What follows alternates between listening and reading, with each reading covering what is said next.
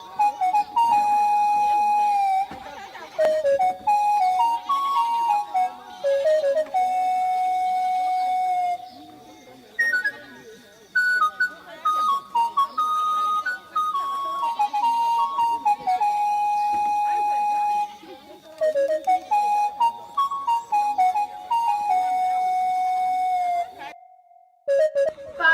go tell a story. You want to hear a story? Yeah. Okay, I'll tell you a fun story. So a fun story I want to hear. You ready to hear the story? Yeah. So let's go on and see you so I can tell you the story, yeah?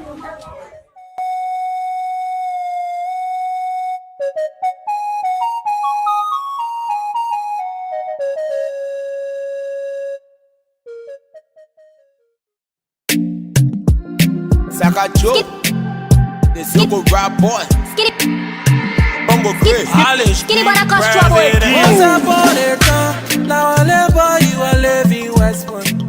You used to go to school, now one day labor was absent. He started making friends, different kind of friends.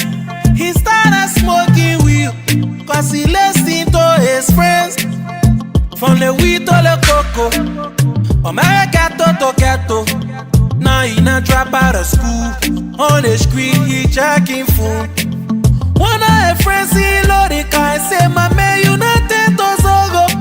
Hey brother saw you begging for money and say, "Brother, you not take to Zogo." He said, "Don't call me Zogo. Don't call me Zogo.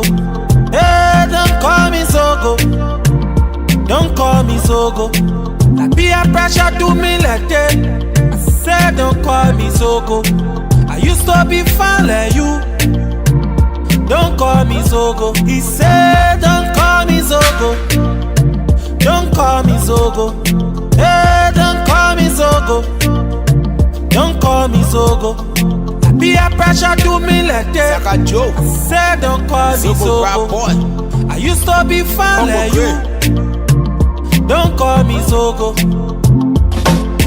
Once upon a time, the Zogo used to be chronic. Samoking Baba way. My wrist by Lucy, my phone used to be dusty. And all butcher to tape. I said I wear my teeth, I want time I can patch it. Pass a chroma, pass a tenny. All on stay on play. When they on my ten, I agree. Or this sucking it, you give it. They know the thing I can kick. But they are treating her just slip. Holding pride from the T-Law, a crossing polo airline and country spotting of people calling them Zogo. Why we probably doing this evil? The Zogo can tell them when you make sense of food. I didn't bring it out. I didn't cook it. Now just sending the president sign it. Don't call me Zogo.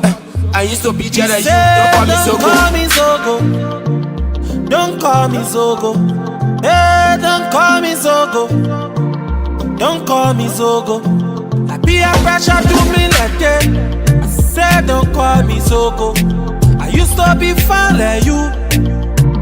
Don't call me Zogo." He said, "Don't call me Zogo. Don't call me Zogo. Hey, don't call me Zogo. Don't call me Zogo." Like peer pressure do me like that. I said, "Don't call me Zogo. I used to be fine like you. Don't call me Zogo." Say we now want drugs, oh. Say we now want war, oh. They say we must say no to drugs, oh. But they seem when I bring in the drugs, oh. Say no. You can see what drugs is doing. See I killing our dreams, oh. They support to protect us. The pride of what they teach us. I hope they can listen to me. He said, "Don't call me Zogo. Don't call me Zogo. Yeah, don't call me Zogo. Don't call me Zogo." Peer pressure do me like that. Say, "Don't call me Zogo."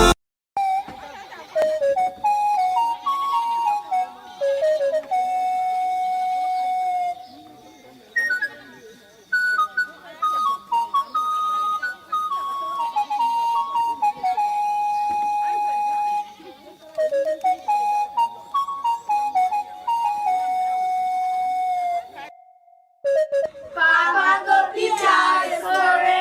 You want to hear a story? Yeah. Okay, I'll tell you a fun story. So a fun story I want to hear. You ready to hear the story? Yeah. So let's go on and see you so I can tell you the story, yeah?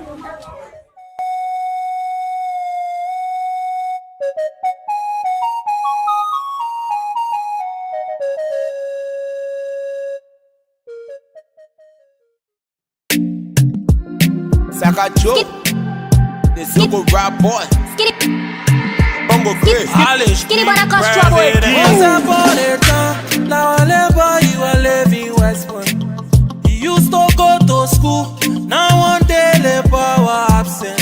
He started making friends, different kind of friends. He started smoking weed, cause he listened to his friends. From the weed to the cocoa, from ghetto to ghetto. Now he not drop out of school. On the street he checking food. One of his friends he loaded car and say, "My man, you not take to Zogo." Hey brother saw you begging for money and said, "Brother, you not take to Zogo." He said, "Don't call me Zogo. Don't call me Zogo. Hey, don't call me Zogo. Don't call me Zogo." Like peer pressure do me like that. I said, "Don't call me Zogo. I used to be fine like you. Don't call me Zogo." He said, "Don't call me Zogo. Don't call me Zogo. Hey, don't call me Zogo. Don't call me Zogo." Like peer pressure do me like that. Like a joke. I said, "Don't call me Zogo rap Zogo. boy. I used to be fine Bongo like Chris. you. Don't call me Zogo." Once upon a time, the Zogo used to be chronic. Samoking Baba way. My respect by Lucy, my phone used to be dusty. And all butcher to tape. I said I wear my teeth, I one time I can patch it. Pastor Chroma, Pastor Tene. All on stay on play. When they on my ten, I agree. Or this sucking it, you give it. They know the thing I can kick. But they are treating her just slip. Holding pride from the T-Law and crossing Polo Airline and country. Spotting of people calling them Zogo. Why we probably doing this evil? The Zogo can tell it when it makes sense. Or food, I didn't bring it. I didn't cooking it. Now just sending the president sign it. Don't call me Zogo. I used to be jealous. Don't call me Zogo. Don't call me Zogo. Don't call me Zogo. Hey, don't call me Zogo. Don't call me Zogo. Like peer pressure do me like that. I said, "Don't call me Zogo. I used to be fine like you. Don't call me Zogo." He said, "Don't call me Zogo. Don't call me Zogo. Hey, don't call me Zogo. Don't call me Zogo." Like peer pressure do me like that. I said, "Don't call me Zogo. I used to be fine like you. Don't call me Zogo." Say we not want drugs, oh. Say we not want war, oh. They say we must say no to drugs, oh. But they seem when I bring in the drugs, oh. Say no. You can see what drugs is doing. See I killing our dreams, oh. They support to protect us, the pride of what they teach us. I hope they can listen to me. He said, "Don't call me Zogo. Don't call me Zogo. Yeah, don't call me Zogo. Don't call me Zogo." Peer pressure do me like that. Said, "Don't call me Zogo. I used to be fine like you. Don't call me Zogo." He said, "Don't call me Zogo. Don't call me Zogo. Yeah, don't call me Zogo. Don't call me Zogo." Peer pressure do me like that. Said, "Don't call me Zogo. I used to be fine like you." And so, good evening, good afternoon, good morning, depending on your location and where you're watching us from this time.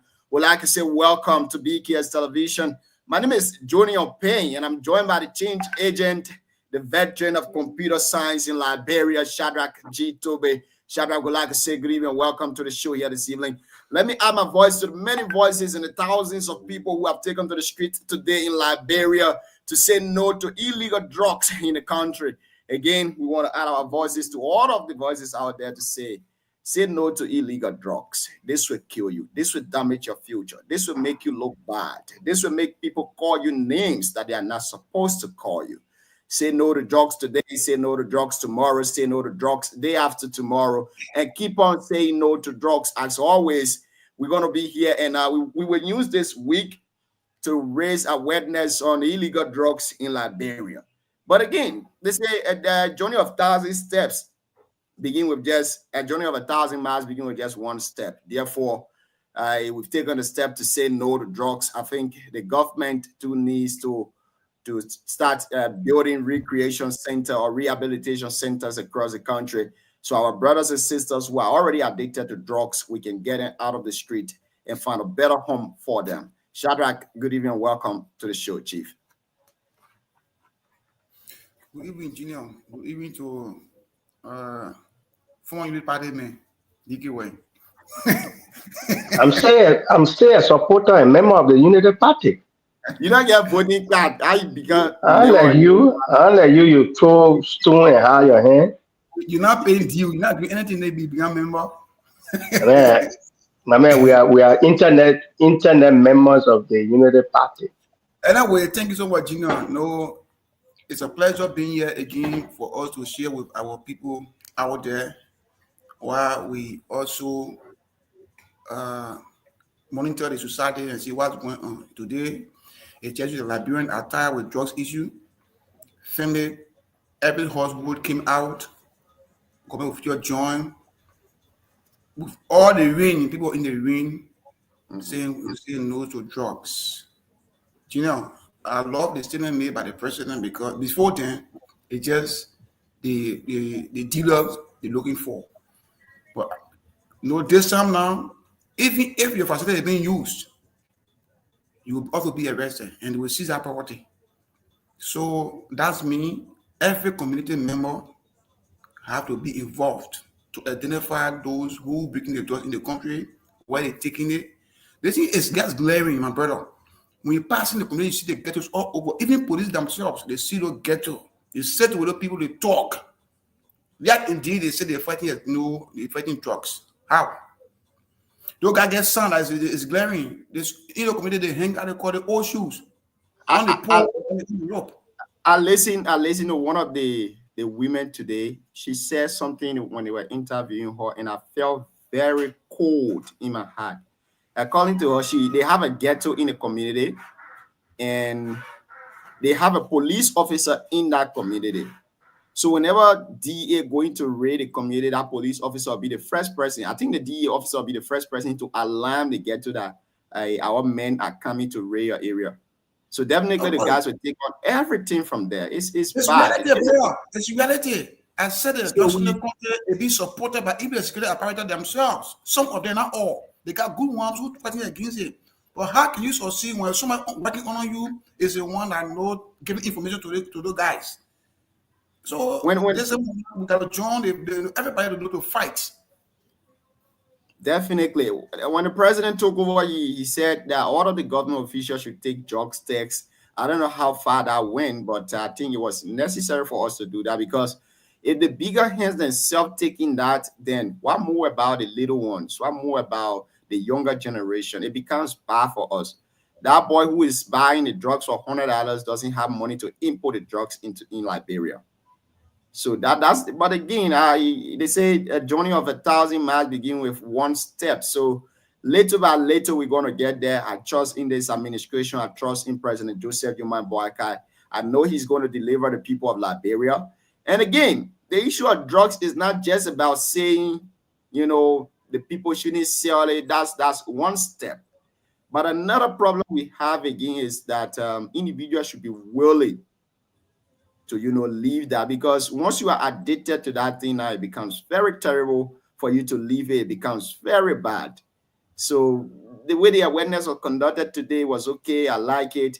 I want to say kudos to all of those who went out there today, stood under the rain. I saw a picture of Madam Mary Laurie Broad. I saw a picture of her in the rain. She was also there championing this campaign today. So again, it was a good one. DK, let's welcome you to the show.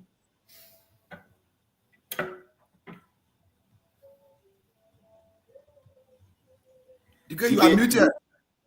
DK, pause. That's sitting. DK sitting. He's now on the screen again. Siawete Zogia, good evening and welcome to the show this evening. Good evening to you, Reverend Melvin Opasua. Welcome to the show here this evening. Melvin Opasua. I'll correct my right name. You have to know how to pronounce his name and how to call his name. Melvin Opasua. Thank you. I just thought I had L in that name. That's what I thought. But again, sorry, Reverend Marvin. Sorry. So I've been pronouncing this very wrong, and I'm really sorry for that. I take all responsibilities. But once I add the Reverend to it, I must. No, the Reverend is a matter of must.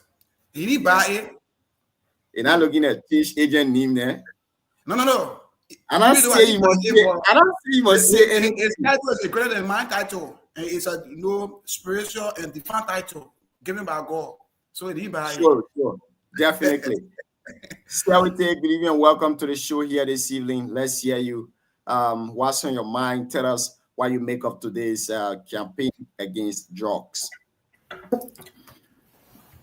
Thank you, Junior, and thank you to folks in Radio Land. Good evening, good morning, wherever you are, due to your time zone. I mean, today was one of the historic days in our country, and it sent a signal to the world and even the government and the president, and we Liberians as a whole, that is a clearing call to everyone, regardless of your status. Because what is happening in our country is far beyond politics. And whether you are affected directly and indirectly, the issue of drugs is of no joke. I can say almost everyone in Liberia is affected by drugs. What we witnessed today, you saw parents coming out, mothers, grandparents. That's why I said directly or indirectly, because you saw even survivors came and get testimony. People who are even users of the drugs came and even made statement. Parents came and also made statement. And another thing that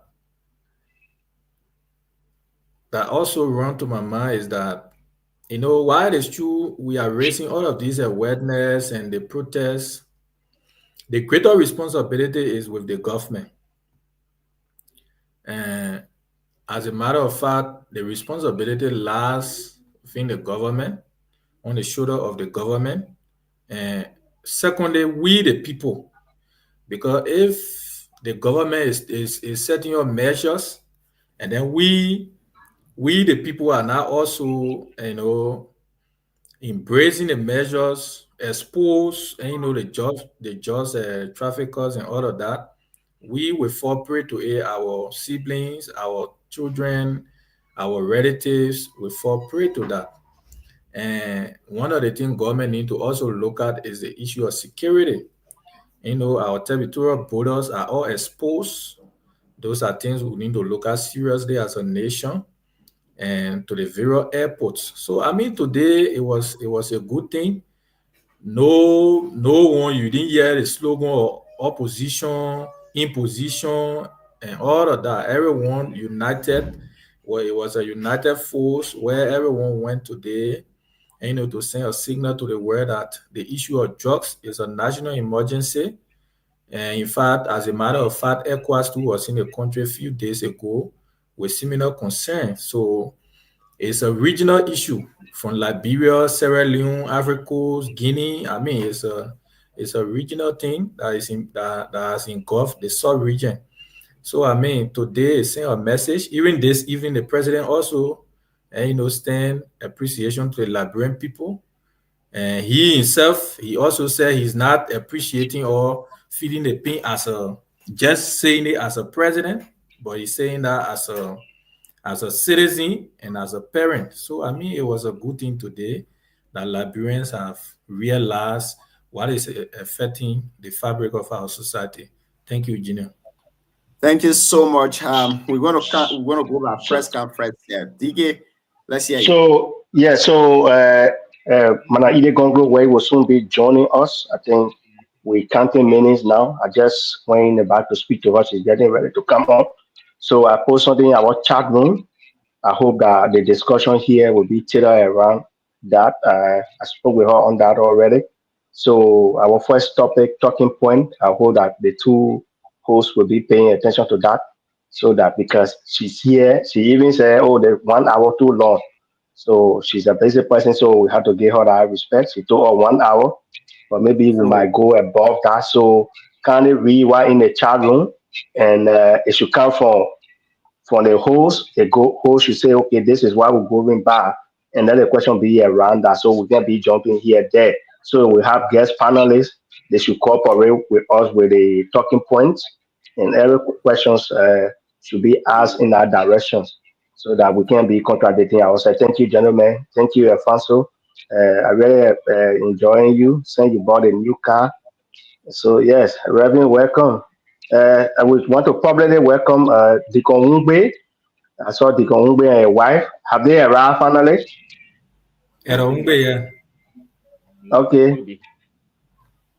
Yeah, so we want to Pastor that your people now, one start with the inland people first. As you go to them to the airport, so we just want to say that publicly. See, our father is the one that taking all the inland people to the airport. And we just want to appreciate that they will be joining our right reverend. So thank you. Pastor, you and John, you guys have to pay attention to the topic. I sent her the link. She might be coming anytime soon. Thank you. Thank you, DK. So for the sake of time, I beg you guys, we're going to be asking one question on each of the talking points. All of us, whether you host or co-host, we're going to ask one question each. So if you ask one question, you go to the next person. Now let's hear from you, Reverend Marvin. Let's hear you on today's parade against drugs. Let's give you 2 minutes on that. From you, we go to Ellis Lord Dennis. All right, thank you so much. I'm going to take my time and take DK's time because he's not talking today. He will only be concerning with the guest. Since indeed I will not be here for the guest, I'll also take up his time.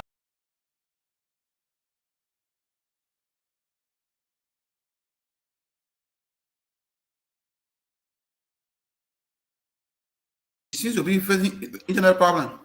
What about me? I thought you were talking to me. Oh no, I think internet gone off. Oh, okay.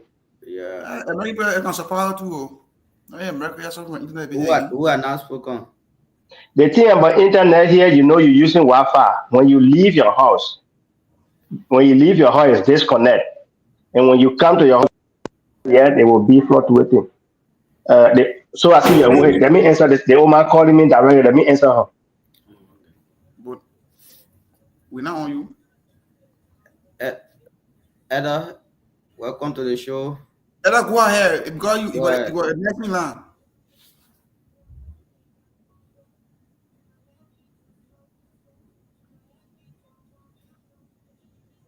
Edda, you are muted. Edda's with young boy. We're not hearing you.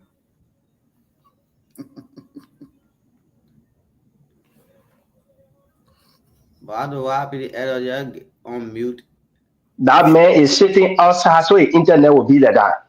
When you're around your house, your internet can be like this. Hello. Go ahead. Oh, okay, good. Thank you. The internet depends on what kind of service you have. When you're home, you use the Wi-Fi, but when once you get good carer, you always have internet, so don't even go there. You see, the issue of drugs, I think we discussed. You even making mistake. You're not even using you're using Boost Mobile. You're using Boost Mobile. I'm using T-Mobile. You want to use like this?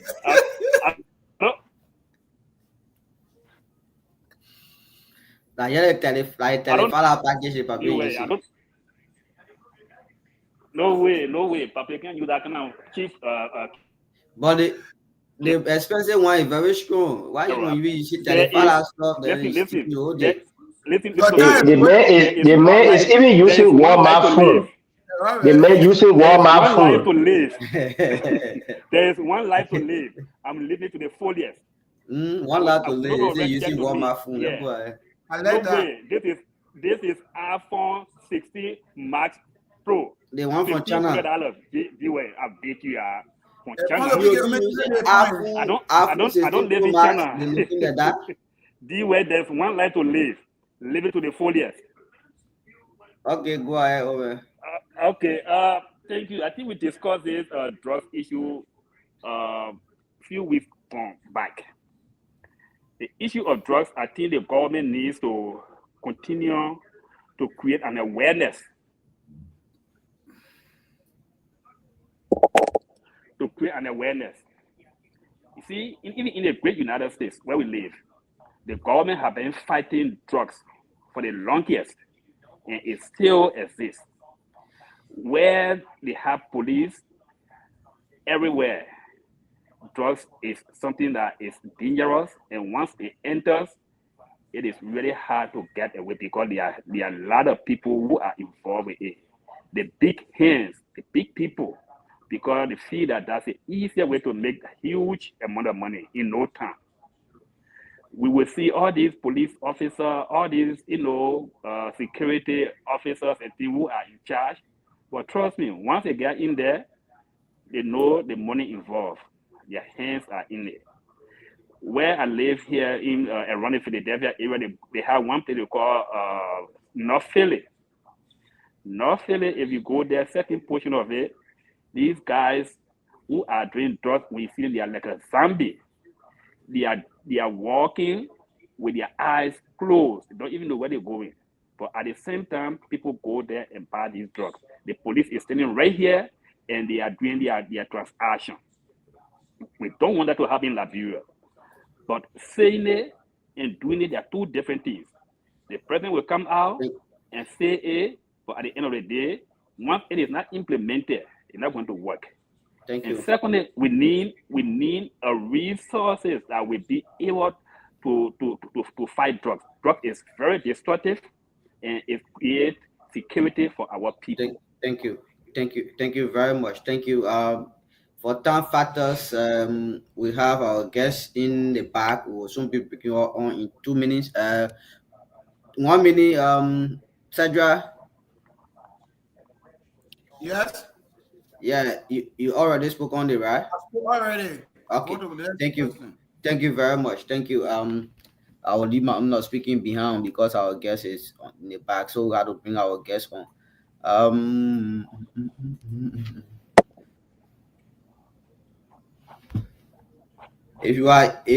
Thank you. Okay. If you are watching or listening to us via the radio line or YouTube or Facebook, you are welcome to the show. You can share. We are in conversation.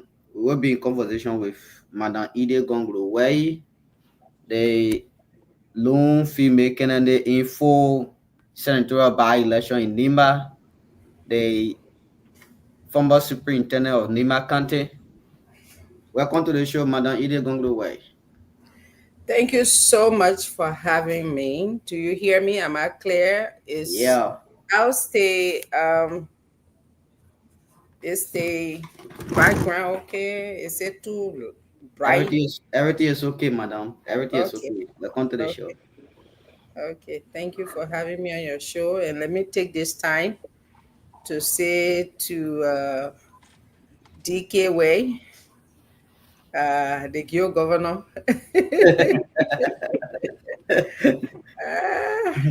Thank you so much for you guys inviting me on your show. You look very good and relaxed. Oh well, thank you. Thank you. I think that's a compliment. Thank you. Okay, thank you. Thank you. Here, let's discuss in honest and let's talk about our county and our country in general, mainly our country, because Nimba is just a subset of the whole of the country. And so what affects the totality of Liberia affects Nimba. So I like to sometimes engage on the national issues as well as the local. So I'm glad to be on your show this evening. Thank you. Thank you. People listening to us will want to know who is Madam Ide Gonglo Wei. If for people in Nimba, they might know, but other people around the world, right here in the United States and other places, people want to know who is Madam Ide Gonglo Wei. So can you please introduce yourself correctly for us and your family background? Trust me, Alfonso, not to brag, but the name Ide Gonglo Wei is a household name. It's a name that has been around for more than a decade, and kids born today in Nimba and Liberia know the name Ide Gonglo Wei. But just for the purpose of your show, Edith Gonglowe is obviously a citizen of Nimba, born and raised in Nimba, schooled in Nimba.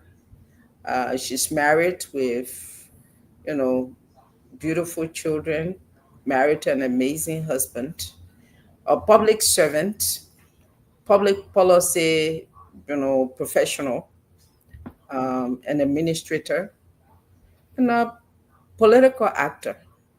But the most important part of Edith Gonglowe is that Edith Gonglowe is a stateswoman who has consistently and persistently discussed issues of Liberia, issues of national relevance to our country and our survival as a nation state.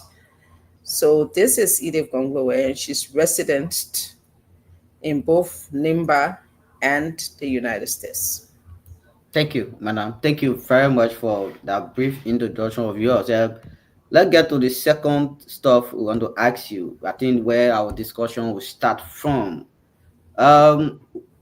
Who is Madam Edith Gonglowe? She been supporting, she been advocating for the female issues and other stuff, female representation. Who is Madam Edith Gonglowe supporting in the Buyao pending by-election? So, Alfonso, you just begged the question. In fact, you answered the question yourself. Edith Gonglowe has been advocating for women, and who is she supporting in the Buyao by-election when there is a single female among 9 men? Her situation, Ms. Wongbe's situation, mirrors what I have experienced in my political sojourn for the last 14, 15 years, meaning about that length of time. I've always participated in elections in Nimba where I am, and I've always been the lone female among men. And I see similar thing being repeated in district number 5 in this by-election. And so who do I support?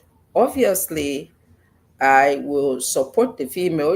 There is that natural science that talks about likes attract likes, right? Unlike the human science. Social science will talk about people will usually gravitate towards their kind, people that look like them, that sound like them, that talk like them. And when I look in the election, I see Madam Wongbe looking like me, talking like me, sounding like me. So obviously I will gravitate towards her. But on a serious note, I support Madi Kema Wongbe. For obvious reason, we have to break the cycle of marginalization and exclusion of women in our political dispensation in Nimba. Nimba is a big county.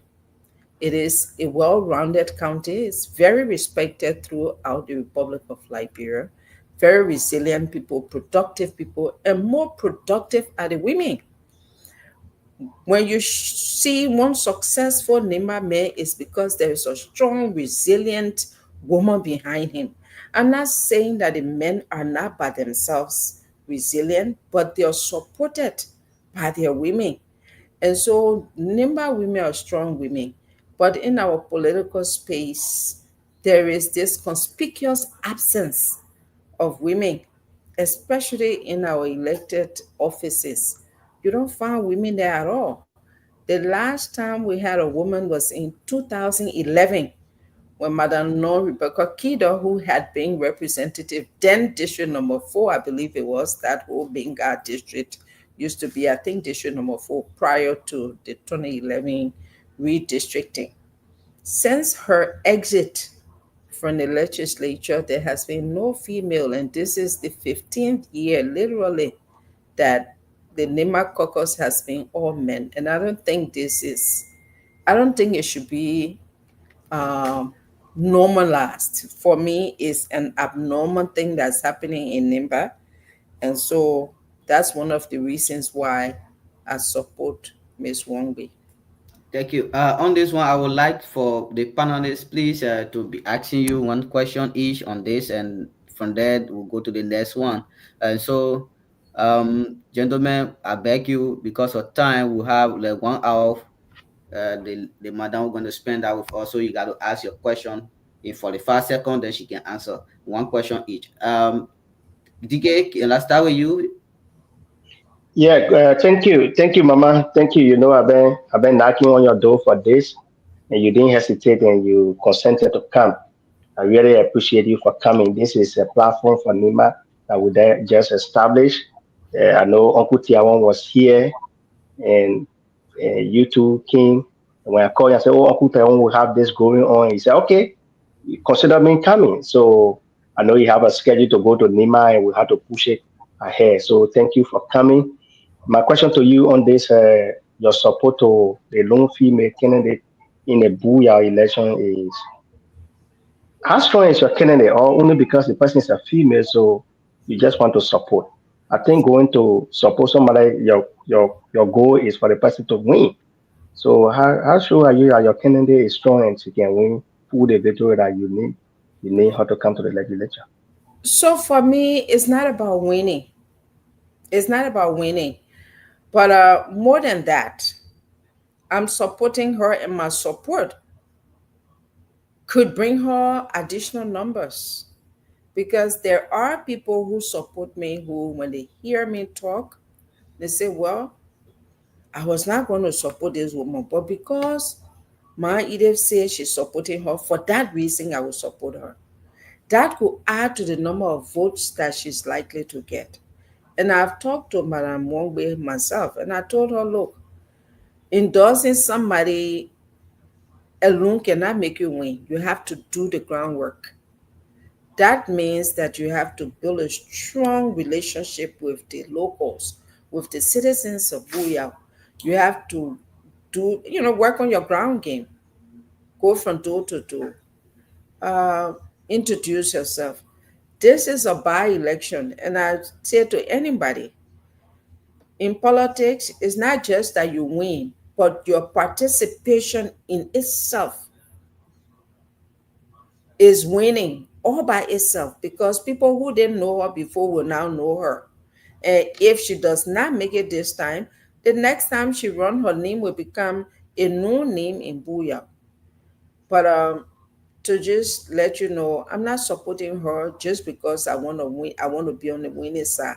I'm supporting something that I believe. I believe that it is time that we have women, participate in our electoral policy. Politics, and that we have women representing our population in the national legislature. This is just the beginning. Every time the election, there will be women coming forward. I am praying and hoping that by 2029, almost every district should have a female participation.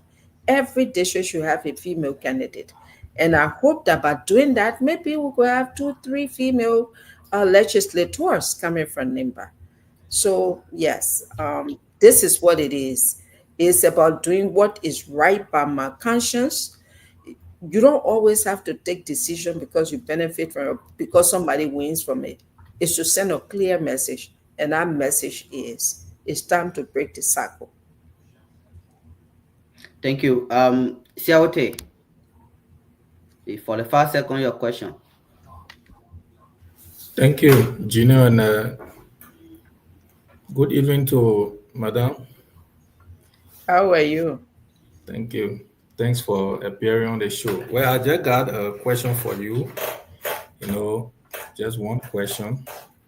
You have been a long-time advocate for women representation, and then you are being one, and contesting in the county.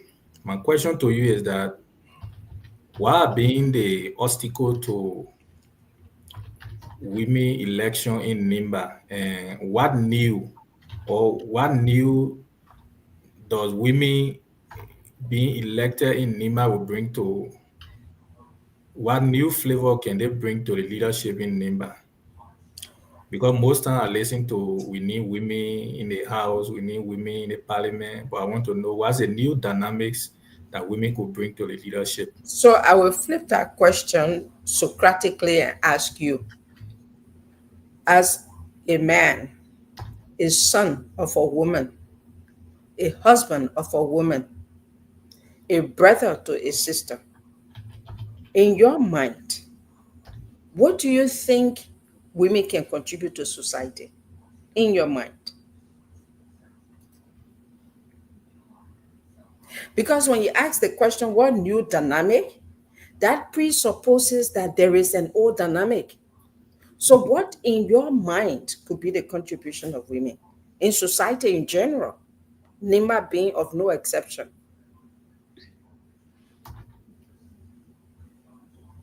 So can he answer that? You want him to answer it, right? I want him to answer that. So can you choose someone Because like it's- on this Siawate? So You are muted, yeah. Siawate asked can me choose a like- question. Yeah. He said, what new dynamic? Because I'm always talking about female, and then people talk about female participation, female leadership. What new dynamic can a woman bring to the leadership in NIMBA? I flipped the question to ask him. Yeah, so as a brother, as a husband, as a son of a woman. What is his worldview of women? What does he think that women, what part does he think that women can play in society, in the growth and development of society? I want to see his mindset first before I answer his question. Okay, thank you. The reason I'm asking you this question is I wanted to get your point, because most time people will come and the advocacy about women representation.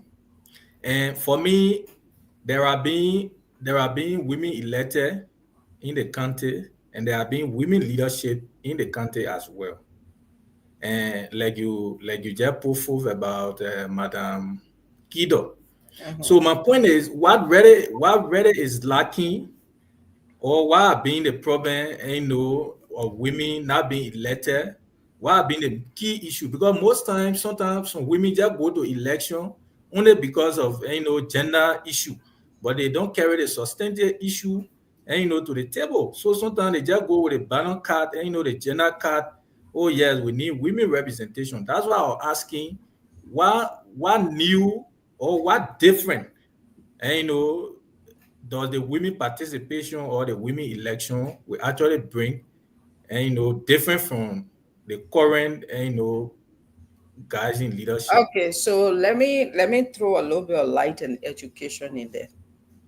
We don't need to go far. Let's start with Rebecca Kido when she was in the legislature and representing district number 4, now district number 1.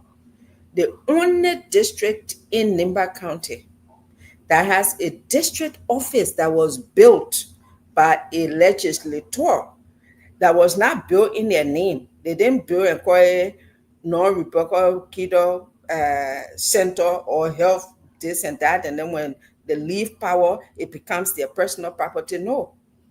The only district office in Nimba was built by the one female representative that we had. A community radio station that is not named after the representative, so it's not personalized. It's called Voice of Gompa. She built it for her district, for the constituents. And after she was booted out of power, that radio station remains the district number 1 community radio station till today. After 14 years, it remains a very thriving, productive community radio station. It was built by the one female representative that we had. I'm not even talking about the scholarships that she gave. Okay, now we come from Rebecca Kido. We come to Edith Gonglo herself, serving as superintendent. The legacy that we left behind today, we have the community college, now University of Nimba, fully functional because we work at the time in consultation with the legislators of Nimba to have that functional, to have that built. The one big auditorium that was there was built by Edith Gonglowe. The laying of streets and opening of avenues in Senegule was done by Edith Gonglowe. Electrification of Senegule was done under Edith Gonglowe. And scholarships to schools of Nimba students, regardless of where they came from. Edith Gonglowe did that. When women are in leadership, there is a saying that when you educate one woman, you educate an entire society. When women are in leadership, health services go up. health improves. The economic condition of their society and their community improves. Education gets better with women leadership. The history is there, the records are there, research all over the world. Research results are there to prove that. I know we've overly used the issue of Rwanda, where we talk about today. Rwanda is one of the most receptive to women leadership in the entire Africa. They have about 65% of their legislators, their parliamentarians, as women. What is happening to Rwanda today? Every time Liberian politicians talk or Liberian advocates talk, what a major example we show, Rwanda. And you ask Paul Kagame, why are you doing so well? He says, because of the women. So why don't we see this progressive, positive role that women are playing? We've played it historically in Liberia. Like Ellen Johnson Sirleaf, I hate her. The thing that Ellen Johnson Sirleaf did in Liberia, I bet you, probably no man leadership would have done that, coming from war, with every fabric of the country broken. That woman took Liberia from where it was to where she left it before she left power. Yes, there were some flaws, but the good outweigh the flaws. Why is a Nimba that is so productive continue to step aside their women? You cannot build a society void of women and you think that everything is going to be okay. If that was the case, we would have just men alone or women alone occupying society. But that's not the case. Society is meant for men and women, the two gender, working side by side to make it productive. So you talk about what different can women bring or what different have they brought to the table. The history is there. Thank you. Starting from Rebecca Kiddo to me to the current superintendent, who is not even in elected position. Of course, the dynamic for her is a little different because they have a lot of wiggle room and the resources are there to work with. But when you empower people and give them the opportunity to utilize it for the betterment of society, and that's what women are known for. Thank you. Thank you very much, madam. Let's get to you, how do you call it, Sandra Togbe. Let's get to you your 1 minute, your 30-second question. Thank you, Junior. Let me say good evening or good afternoon to our mother, Madam Ide Congo Way, the most outstanding senatorial candidate in Nimba. Besides that, the mother of no one to say when she's speaking, I admire, speaks the Queen's language like she the one produce it. My man, as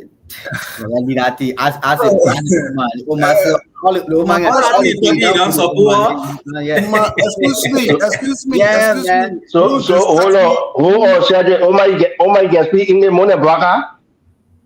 Where? What did you say? Don't mind laughing.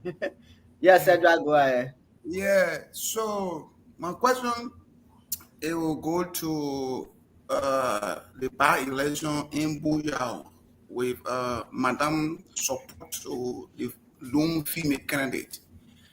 The support is in the form of recommendation, telling people you do this, you vote the person, and the person did this.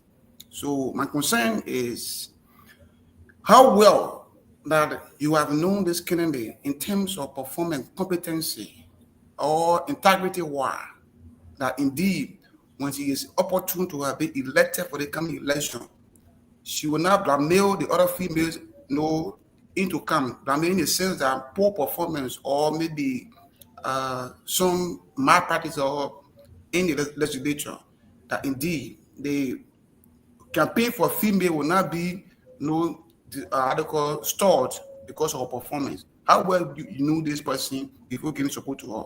Thank you. Tobe. Yeah, ma'am. There are so many ineffective and inefficient men occupying public positions today throughout the Republic of Liberia and other parts of Africa. Only when it comes to a woman, then we lift the bar way high. We expect women to be extraordinary and do more than what is expected and required of them. To answer your question, I believe that when she is elected, which I pray for, when she's elected, she will perform according to what her expectations and what her abilities are, just like how the other men do. I mean, what men do, or even better. You know, we have this saying that whatever man can do, woman can do, and do it even better. So I don't have to know her per se. I'm not giving character testimony here. Part of the reasons why I've supported her, like I said, is because we want to break the cycle.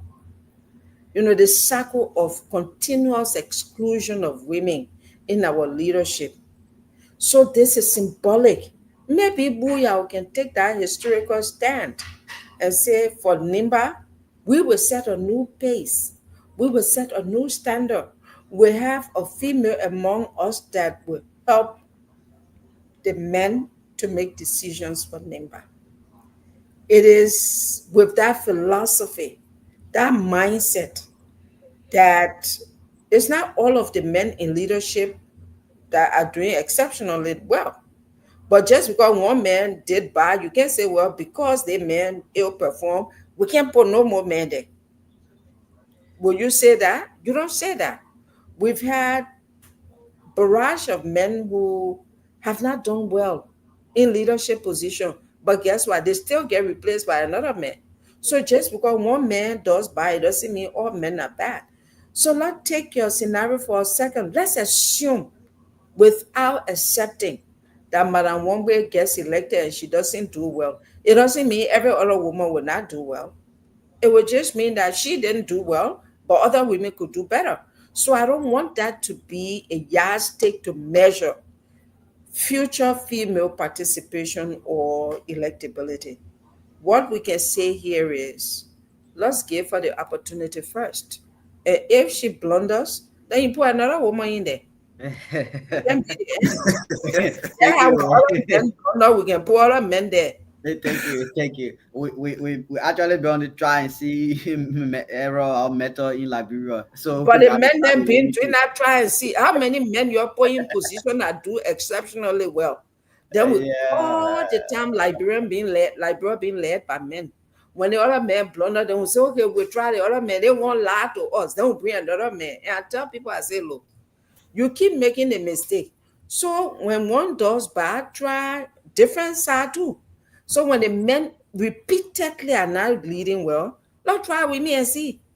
Maybe the women will do better than the men.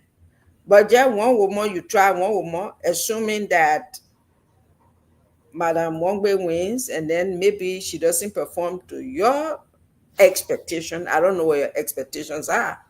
You know, and she doesn't perform to your expectation, and you say, oh no, then I can put no more woman there. But don't not have men at all, because plenty of them have done so poorly, very terribly in leadership. Thank you, madam. Thank you very much for your response. Ellis Law. One question in 30 seconds. Man, Edith, how you doing?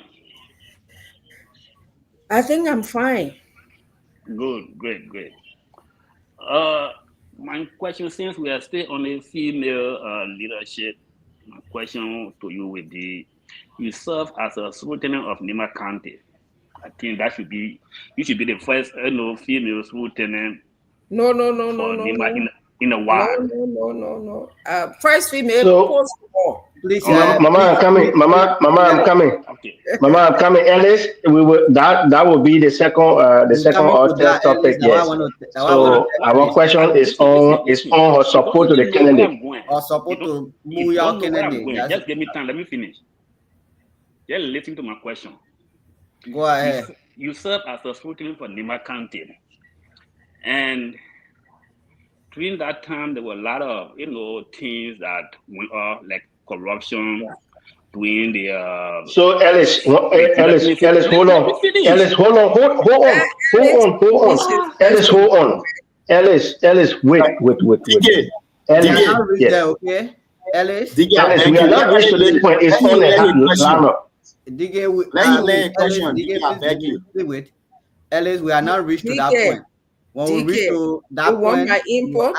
you ask that question, okay?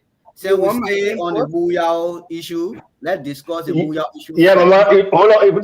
Let Oma say something. Look, we don't have the luxury of time.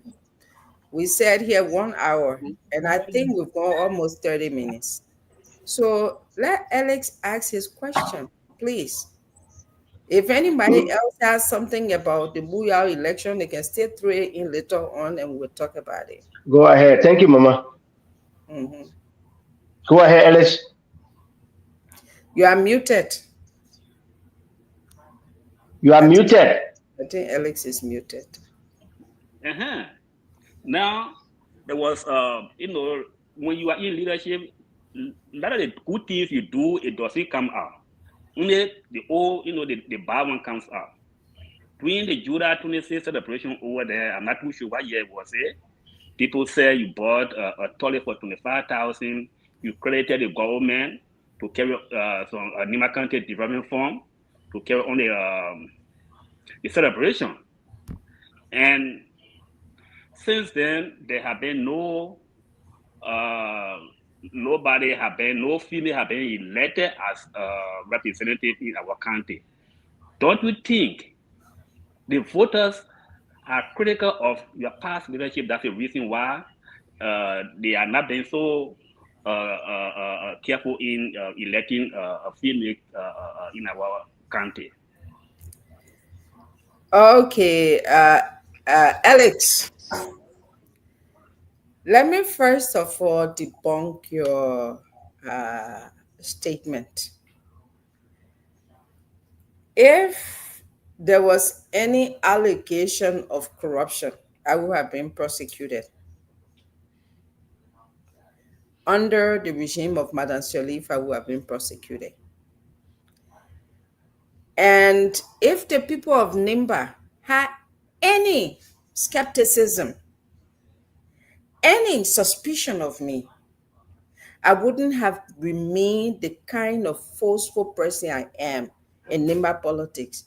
That even the late Senator Johnson, if you are fair to your conscience, the late Senator Johnson told everybody that the only person he was afraid of in Nimba election, that he didn't go away. So if I had any stigma on me, for 14 years, I won't be competitive. I won't be beating men in election and they cheat. I won't be flocking men then they cheat. But the fact that the Nimba people still continue for over a decade to express explicit confidence in my leadership, that tells you that everything you heard was imagination and propaganda piece from detractors, because they realized my strength. And they said, what can we do to break her down? And so they brought those propaganda piece. I tell you, I had a conversation with, just to sidetrack, with Senator Johnson in his office in 2020, before he endorsed now Vice President Kuhn. I was there with the then chairman of Liberty Party, former Senator Zago from Lofa. And I said to him jokingly, Senator, you just need to endorse me, because you know what? I will win. When I win, then you will take the glory. They say that because the senator endorsed her, that's why she won. You know what he said to Zago? He said, Zago, you have a very strong partisan. He said, not because she's sitting in front of me, then my daughter, she's very strong. She's the only one I'm scared and respect in Nimba. He said, and she's very good. She's straight. He said, but you know, the other guy, he like this. He's slippery just like catfish. If you know, you can't catch him. And then I said, but Senator, then why you can't carry me? He said, but the man get plenty of money. you know, Senator Johnson, he said, you know, but the thing is, the man get plenty of money. and we laugh about it. There were times Senator Johnson would make statements like that on radio, peace to his arches. And I'll call him after he comes on radio. He and I used to have a funny relationship. Don't mind all that public talk. We used to talk. I was like, but Senator, what kind of thing go talk on radio that day? Then he would like, my daughter, but that politics now. Don't mind that thing. I just talking for the people. And sometimes I will get mad with him, but say, but Senator, you can't talk politics with people's reputation. I'm just telling you this to say that I've not lost election in Nimba. Truth be told. Every election I've participated in, I have flogged everybody. And I mean, with wide margin. But you know what has happened?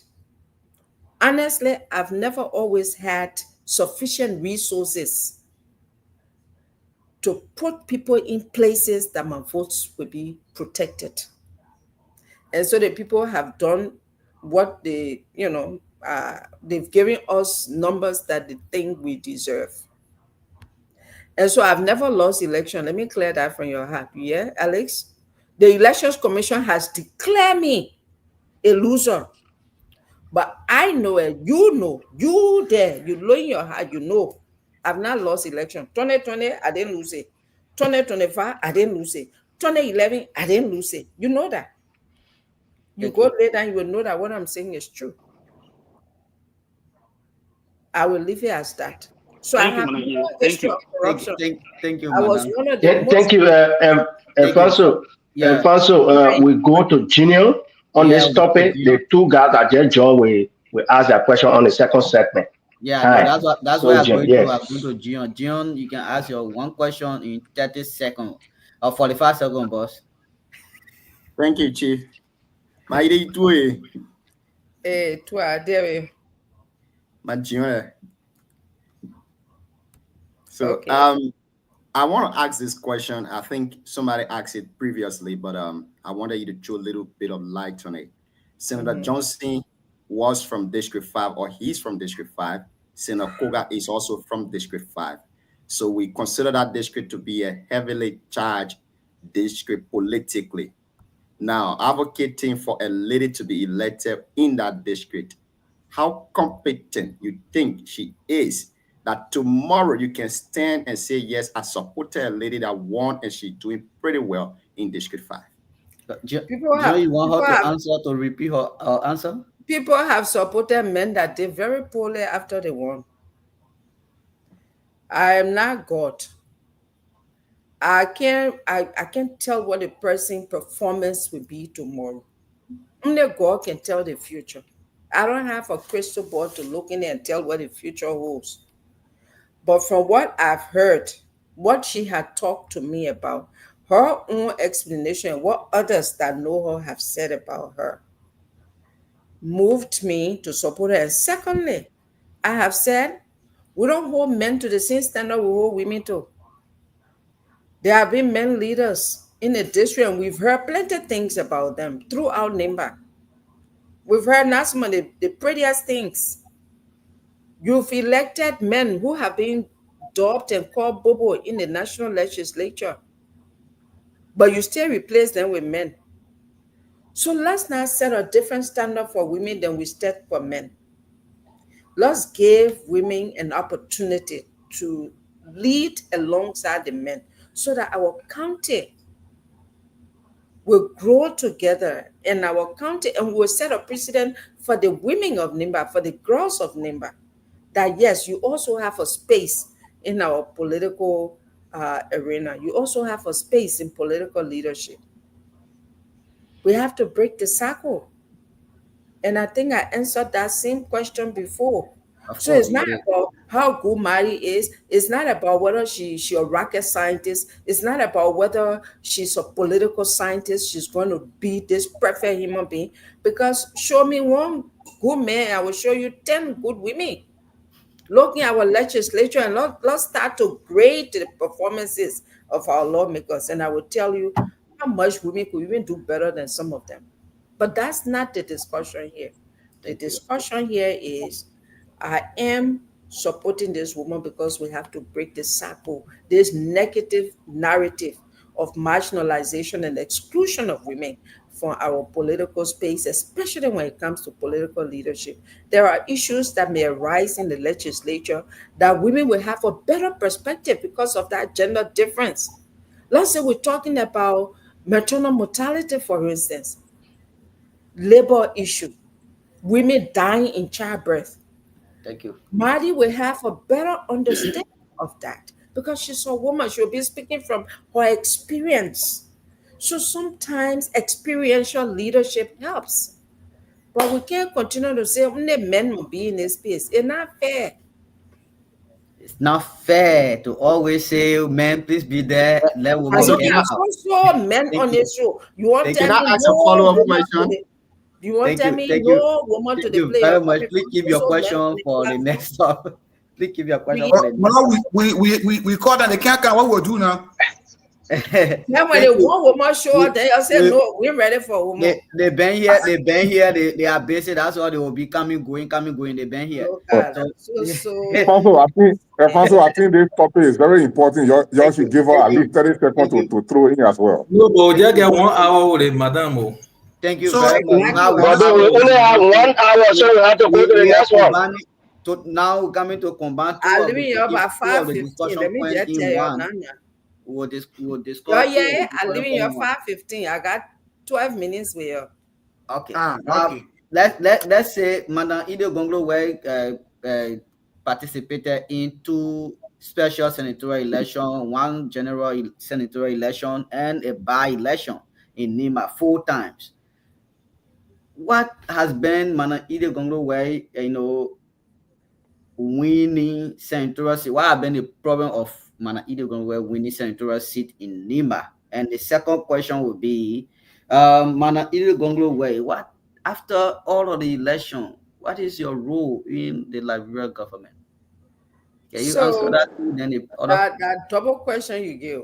yes. So the first one you probably know the answer. Why they think not cheating, they think they be open cheating. Lord, one man came from Buya one time, 2020 election. He said the other election we have no election that I vote. People were voting the 10 o'clock in there. So they think now open secret, the whole country knows it. Believe it or not, I go to places and I just call and they say, you the Ide Gonglo where? Yeah, mama, the way they cheated you, I was there. I said, hey, man, people who say I know the woman. So that one part, the reason why I can win election, everybody know it. I want to talk about it. Lord, move on. What the next question you ask? Your role in the Liberia government. Look at you killing yourself laughing because you know that the truth. We can laugh with it today because, for the life of me, one thing I know is the truth crushed to the earth shall rise again. And I see I went to Zoga on the show here. He know what I'm talking about because all of them were part of this the syndicate. I can say it here clearly, but it's okay. That's water under the bridge. You think I know all of you. I know the rules that you play. But anyway, let's talk reality. Now we can make fun with. Hey, y'all let it Omar. I let it Omar. They Omar not personal with nothing. Mama, we don't want you to stay our time. We enjoying you. Just stay our time small. The Omar not giving her time to answer, at least to have some conversation. So just wait.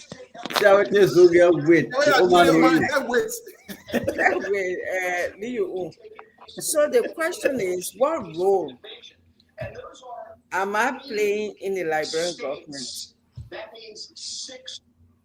I am a political actor, national political actor. What I say, I will tell other people accept it or not, that's the reality. Today, I can pick up my phone and call any leader in Liberia and they will listen because they know I have so much to offer to our country.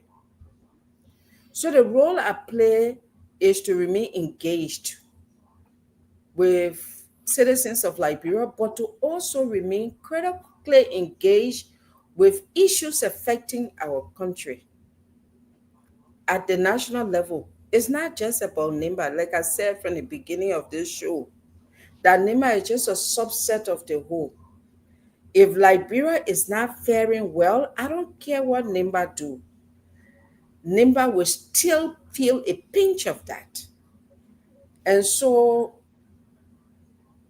I remain a political actor in our body politics of Liberia, going forward with or without position. Sometimes you hear me talk about national issues. The other time you hear me talk about the issue of the ArcelorMittal deal, for instance, and other deals within the government. Sometimes I'm talking about the issue of rape throughout the Republic of Liberia. Pretty soon we'll be giving our views on, trending issues in Liberia. Take, for instance, the March that was held today. Recently, I was on a platform and we talk about why Liberia is where it is. And I said in that interview, and rightly so, that Liberia needs not a change of individuals, because you take one face, you put another face, then nothing changed. We need a systemic overhaul, because the system of governance is one that we call the extractive institution. That's what Liberia, since Liberia's formative days, that's what the governance system has focused on, extractive institution. And that big book simply means that this whole idea of if you're not with us, you are our enemy. So you exclude a good chunk of the population, even if they have the skills and the expertise, but because they are not your tribe, or they're not in your party, or you don't know their family relations, and so because of that, you exclude them. You're practicing that extractive institutional mindset, and it's a weak mindset, because then you have a country that is led by people who consider themselves strong men. And when strong men and strong women lead a country, that country does not subscribe to the rule of law. And only the rule of law can make society strong and vibrant. And so those are some of the issues we want to base our discussion about public leadership in Liberia. Can we change that mindset, that systemic approach, from extractive institution to inclusive institution? Inclusive institution mindset, that's the time Siawate will say, you know what, even though I'm Lele Oma here, but this Oma is good for NIMBA. She good for Liberia. She will advocate on our behalf. She will fight for the good that everybody will enjoy. So even though I let her politics, I let the party she in, but because she is good for Liberia, let her be included. But you exclude Edith Gonglo because she's not in your political party, or she's not in your political rank and file. And successive governments have done this. It's not just current government. It's not only we are government. I mean, from the day Liberia was formed, this is what is affecting our country. And these are the issues that I want us, especially you guys who are young people. Let's begin to look at that. How can we change NIMBA? How can we change one county at a time so that holistically we can have a functioning democracy that will impact the lives in Liberia, not just individuals, And I will end by saying that the Greek philosophers defined society in a way that is saying every society, there are three groups of people. And I was reading this book called Why Nations Fail. Somebody talked about it on a platform today. It was written by one A.C. Monglo and another author. The two combined and wrote that book, Why Nations Fail. And in that, they also talk about the Greek characterization of the three groups of people in society. That the first group you have are called the idiots. The idiots are those who don't care. They say, well, wherever happen, where me pa my money in politics, whoever do what their business, oh, I know, are doing all right, I'm fine. The Greeks define those kinds of people who don't just care as idiots. They just go with anything that happens. And they said the second group of people in society are called the tribesmen. The tribesmen are the people who are very tribalistic. They don't look beyond their tribe. They only see their tribe. Whether a good or bad, they only see their tribe. And he said the third group of people are called citizens. Citizens are people who rise above their idiosyncrasies, who rise above their tribes, who rise above their family connections, and look at the good of society that benefits everybody. And I said to us on this platform, let's grow more citizens in Nimba. Because citizenship are people who look at the general good of the whole, not a segment. Because when one segment does well and the other segment is excluded, we're still not doing well. Guess what? The ones that are excluded one day, when you push forward too much to the wall, sometimes they explode. And that explosion becomes a conflict that we dealt with in Liberia for years. They kept it on a cover from the Tobo time. I mean, from the what you call them, the Churik Party time. The system was unequal.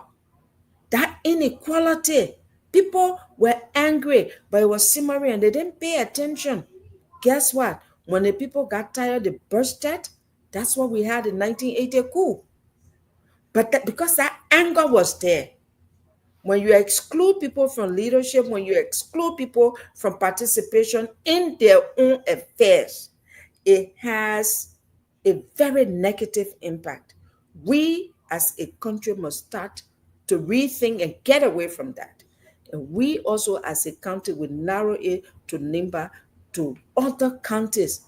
Let's try to look at ourselves as a whole and not as fragmented pieces. Thank you. Because of time, I think we have to ask. We have to take the three person to ask you question. People who are not ask question, me get to them and see. Alosha. No, we got question. Alosha. Yeah. The time. We're looking at the time, brother. You know.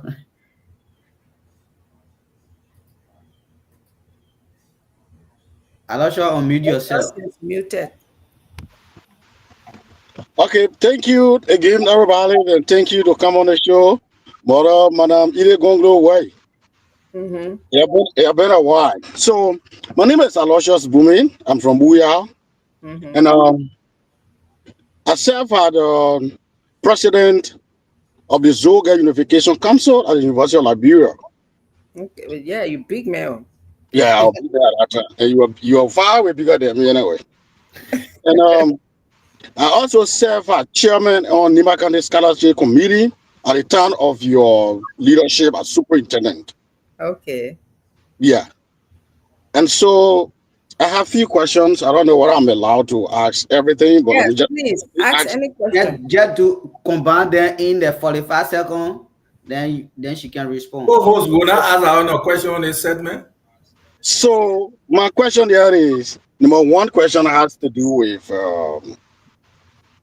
the removal of Marco Ward from the project. I think the Nimba County project committee, there's a name for it. I think it's been a while. I can't remember the name exact, but I guess you know what I'm talking about. And I was in a meeting with you, with Honorable Duna and other representatives and Senator Adolphus Doro. If you can remember, in our meeting, you refer to Adolphus Doro as Senator Johnson, and Adolphus Doro gets super angry, and the meeting was almost canceled that day, if you can remember. And in our very meeting, Adolphus Doro make a statement that, in fact, it was in our very meeting, Marco was... Your question. Yes, I wanted... Hey, can I say something? I try to bring her to light. In our very meeting, Marco was removed. In our very meeting, Adolfo Zolo said, Michael Ward said you are going to connect the roads in Nima. He was not able to connect Berge, Zoge, and Tabata. And at a point, there was the machines, the moving machines were on their way to Butu. And then you took over that machine. And when you took over, the machine were diverted to Yahoo Messon. And the machine did not go Butu, even on your region, I think. So my question here is, was it on the basis of that you have to call for Nima division because maybe the Tapeta, the Zoge, and the Berge was development was focusing on those places? That's one question. Another question. Okay, let me answer the one now before I forget. Okay, go ahead. The one you asked is a very good question. Thank you. Thank you. Aloysius Booming. Let me say that you are one of the characters that has kept our county down. Okay. Wow. Listen to the madam. You thrive on falsehood. You make up stories. You couldn't even remember some of the things you're talking about. First of all, everything you said, the basis you laid, they're all lies. Sorry to say it. And when you sit on a platform like this, when people are listening to you on a public platform like this, you got to be careful not to lie like that.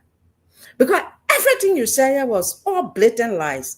I don't remember Senator Dolo. I don't remember calling Senator Dolo Senator Johnson for him to get vexed. I don't remember that. That is a make-up story. There was no time under Michael Wiles that they were carrying road to Zoge, Berege, and Tapeta. You see how you sound very tribalistic right now because you pick only places that are Gyo, and what you're trying to insinuate here is that as that project going to Gyo districts, and that's what you guys have done so dangerously in Nimba. These kinds of propagandistic lies, it destroys. It's almost like Radio Kigali, where you sit and you diminish other people. When people who don't know the reality listen to you, they will almost want to take what lies and cut my throat. Stop it. It's dangerous. Don't do it. And let me bring your memory to power. First of all, Michael Wiles was not even dismissed by me. I didn't put him there. And Michael Wiles, they were not doing road to Zoge, to Tapeta, to Berege, as you stated. It was Senator Adolphus Dolo who blew the alarm. It was not even Michael Wiles. It was the late, and I would educate you tonight because you're talking, sorry to say, when you say ignorance is when you have no information, you don't know what you're saying, that what we may call ignorance is not an insult. So I think you're talking from lack of knowledge. I was lying in my room in Senegal when I got a call, 2010, that do you know about the road building equipment in Saclay? And I had no knowledge. I said, no, I don't know. But the point of Michael Wiles and all this way had nothing to do with building roads to Zoge or Tapeta. It had more to do with people trying to use the Nimba County Social Development Fund for themselves. Within signing, and if you call Depu Zoe, he will educate you more on this because Depu and myself are on this as well. They created a company called JD 27 or something like that. That company, the very time they established it, immediately they used that company to take 500,000 out of 250,000 or 500,000 out of the social development fund without my knowledge. Where the superintendent was supposed to sign the cancel, they say, you know what, that superintendent is technical. If she knows about this thing, we will not get our project done. So the cancellation of that project had nothing to do with Zoge, Berege, or Tapeta, as you have insinuated. It had more to do with people who didn't have the authorization to go into Nimba County Social Development Fund and take money. And that was done by the late Ambula Johnson, brother to President Ellen Johnson Sirleaf. That's why President Ellen Johnson Sirleaf, former President Ellen Johnson Sirleaf, got upset with her brother and he was removed. It had nothing to do with Road to Zoge. It had more to do with a decision to misuse Nimba County Social Development Fund by a group of people who didn't have the authorization. At that time, before you undertake any project, it has to go through the county sitting, and then the DFC, when it goes through the county sitting and is authorized, then the project management committee will draft the entire thing into a project proposal sent to the DFC. That's the dedicated fund committee that was headed by 3 ministries: Ministry of Internal Affairs, Ministry of Lands and Mines, and then Ministry of Finance, and then the Legislative Caucus. They didn't go through any of these. And it's sad. So that's why that project, I remember the road building equipment was on Bound Road. I insisted. I talked to Madam Ellen Johnson Sirleaf and said, instead of canceling the project, can we just finish the road to Bound and then the laying out of the roads? Senator Dolo and myself appealed like that because she wanted to cancel that very day since the act was not done properly.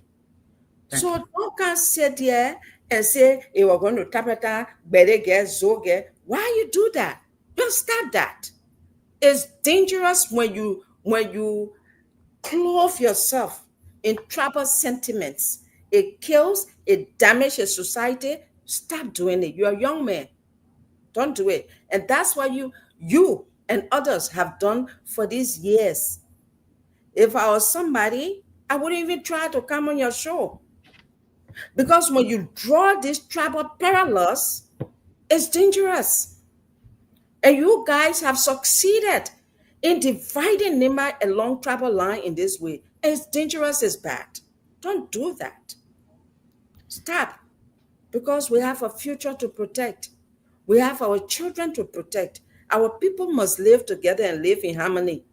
Just stop these kinds of things that bring serious division, that lead our people on a dangerous path. Don't do it. Thank you, So Mama. that insinuation is very, very bad, and I'm really, really taking it back. That it comes from you, and then you lie and say we're in meeting. You say this, you say that. Why you do that? Don't Thank do you, that. Bobby Wanty. Please ask your one question. And with this kinds of approach, I wouldn't come on your show again, because this show, by your action and your attitude and your question, it shows to me that this platform could end up being a Radio Kigali kind of platform. It's dangerous. Hold I on, take so much Alfonso, hold on, Mama, hold on 1 second. So, It's sorry, bad. Mama, you hearing me? I'm hearing you, but I'm Okay, so taking it sorry, back. I had to get your granddaughter from and bring her home, so I was off. So anybody address you in any form and manner that was not No, it's not a luscious. I just told a Yes, blatant so black we lie here. apologize. We A dangerous apologize. lie. Yeah, we apologize for that. We try our best to be balanced here. In fact, to protect our guests, to get you here. To be frank, you are one of our biggest guests here.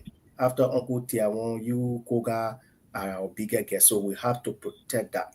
I I know. only came here because you talk about Booyah election. Yes, Why I know candidate. But from this interaction, in place to get it's you very here. distasteful. Yes, so we are Extremely very distasteful. sorry. The expression from Alosha is not an opinion of this platform, and we want to publicly apologize to you. Whatever he said is not the official position of this platform. We know he's our guest panelist, and so anything he expressed here that got you offended, we are very sorry about that. If you feel offended by any statement he made, we are very sorry. And so, gentlemen, we have to be very, very aware. I always telling our two hosts to take control of the show, new people, so that we cannot offend our guests. Our guests are the one that are helping us to get the show going. To get her here was through my effort and the respect she had for me. So, Omar, on behalf of the platform, we say we are sorry. This is your home. Don't feel offended. The Alosha is a citizen of Nima, and whatever he says here, he's a citizen of Nima. That politics, I know you are a politician. Please don't take it against him. He's your brother. He's your son. He's No, your it's nephew. good he brought it out because these are the kind of propaganda they've carried out in the villages and in the towns and where some of us are not present. And they've told these kinds of lies that people have bought over the years, and it's caused a real deep-seated division in Nimba. It's good that he brought it out, and I'm glad that I addressed it head on without any fear or favor. To tell you the truth, I'm ready with gloves off now. I will hit it on the head wherever I see it and call it out, call it for what it is. It's hardcore tribalism, hardcore sense of division, and we're fighting. Thank you for your clarity. Thank you for your clarity. But anyway, at this point, I need to end. I've served my purpose. I came here to disclose why I endorse the lone female candidate in Buyao, and I think I've done justice to that. And I would like to, at this point, end my appearance on the show. I think we've exhausted all of the topics for which I was called here. Yeah, thank you. And so before you get your party comment, how do you grade this government, and what is your stand on 2029 before you go? And also, is there an issue where Alosha the madam going because we got some? No, the time the madam. No, I already told you people I was here up to 5:50. She got busy schedule. I have overstayed. Yeah, the woman saw get tasty. She politician. No, I'm not upset. I just said to you, it was good that Luscious came out this way. You move from here. You now finger the whole man voting document. You want to talk to her. So I'm not upset at all. I'm not. But we just had to call it for what it is, which and like I stated, I don't think it's healthy for our politics in Nimba. So I'm not upset. My skin is thicker than elephant. Or else I would tell you, no, I would not be talking to you if my skin were not thick.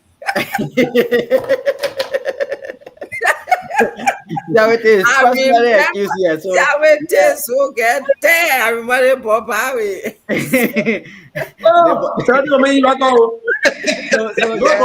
No, listen now. The madam know. In 2020, right? I send you certain photo there when you put it already, madam see it. Yeah, mama, I will show you. They see people. I will show that thing. Let him madam. No, I got you, and the woman says she want to go. Let's go. I have to go. So, Mama, American and Liberia, let the woman make it go. So, great our government, and then you tell all your position to the now you leave, mama. Our government, you made it. You see how you saw it. When I say our government, I'm talking about the Liberian people now. Not my, I will not say my government. I say our government. Okay, Alfonso, let me grade our government. Alfonso, let me grade your government. No, all of us.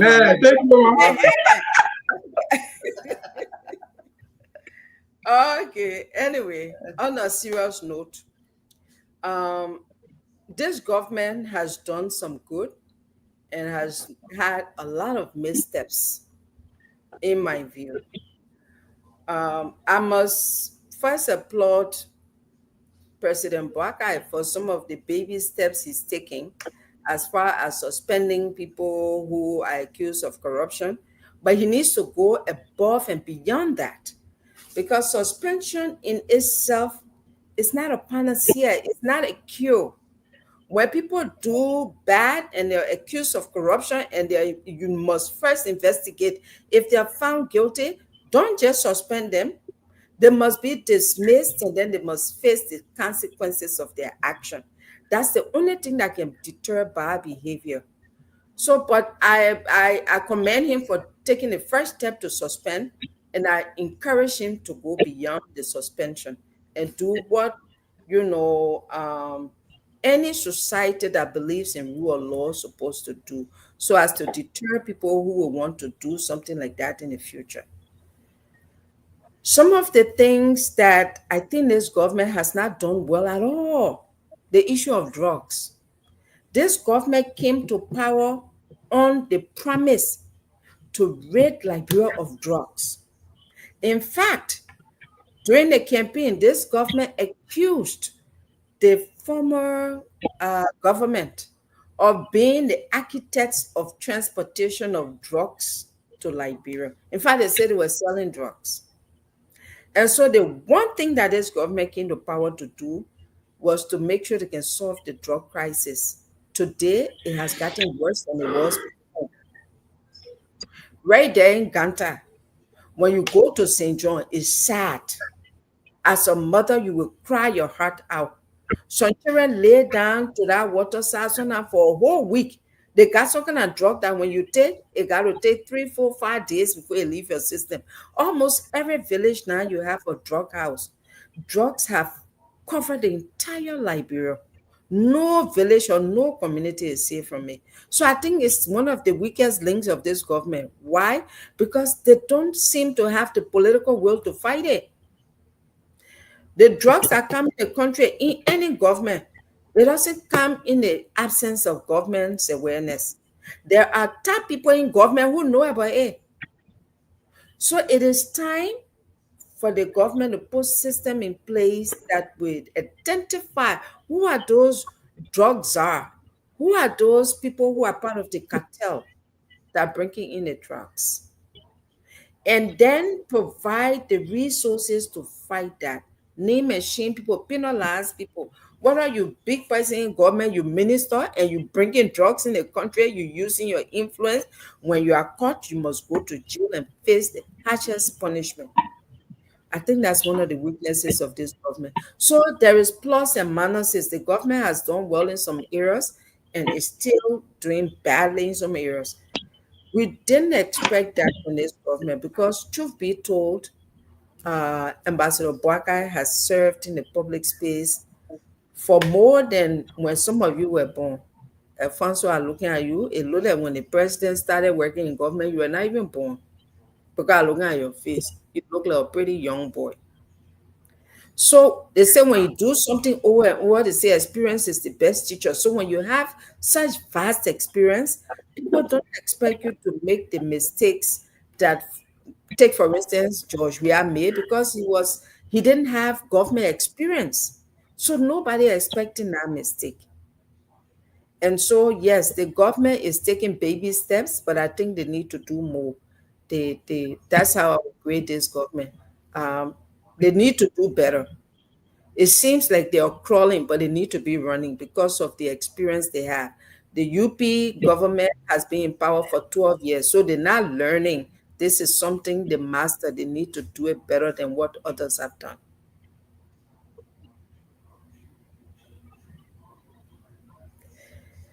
Alfonso, you 2029, your party comment, your position 2029, your party. Oh, 2029, I will be such a force. Oh, you want to see a female warrior in 2029?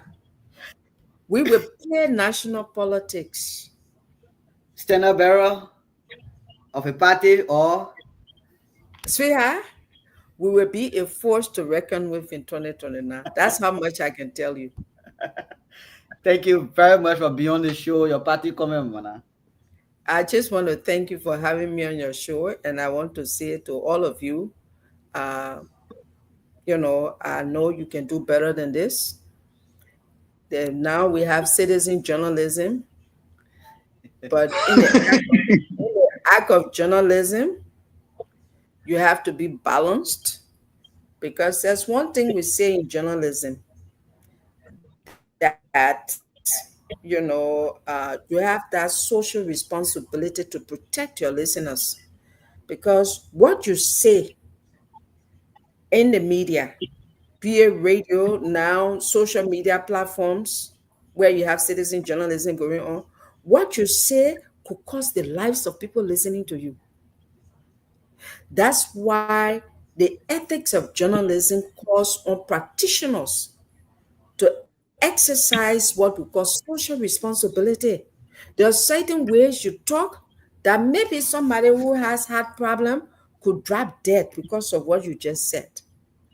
So I encourage you guys, when you put in people on your platform as panelists, There must be people who have a little semblance of ethical consideration, because your listeners, and radio, we say what you say here, they'll experience when they go, because words, you can't take it back. Written journalism or written media form, you can always go back and correct what you wrote, but sometimes it's difficult to correct what you say.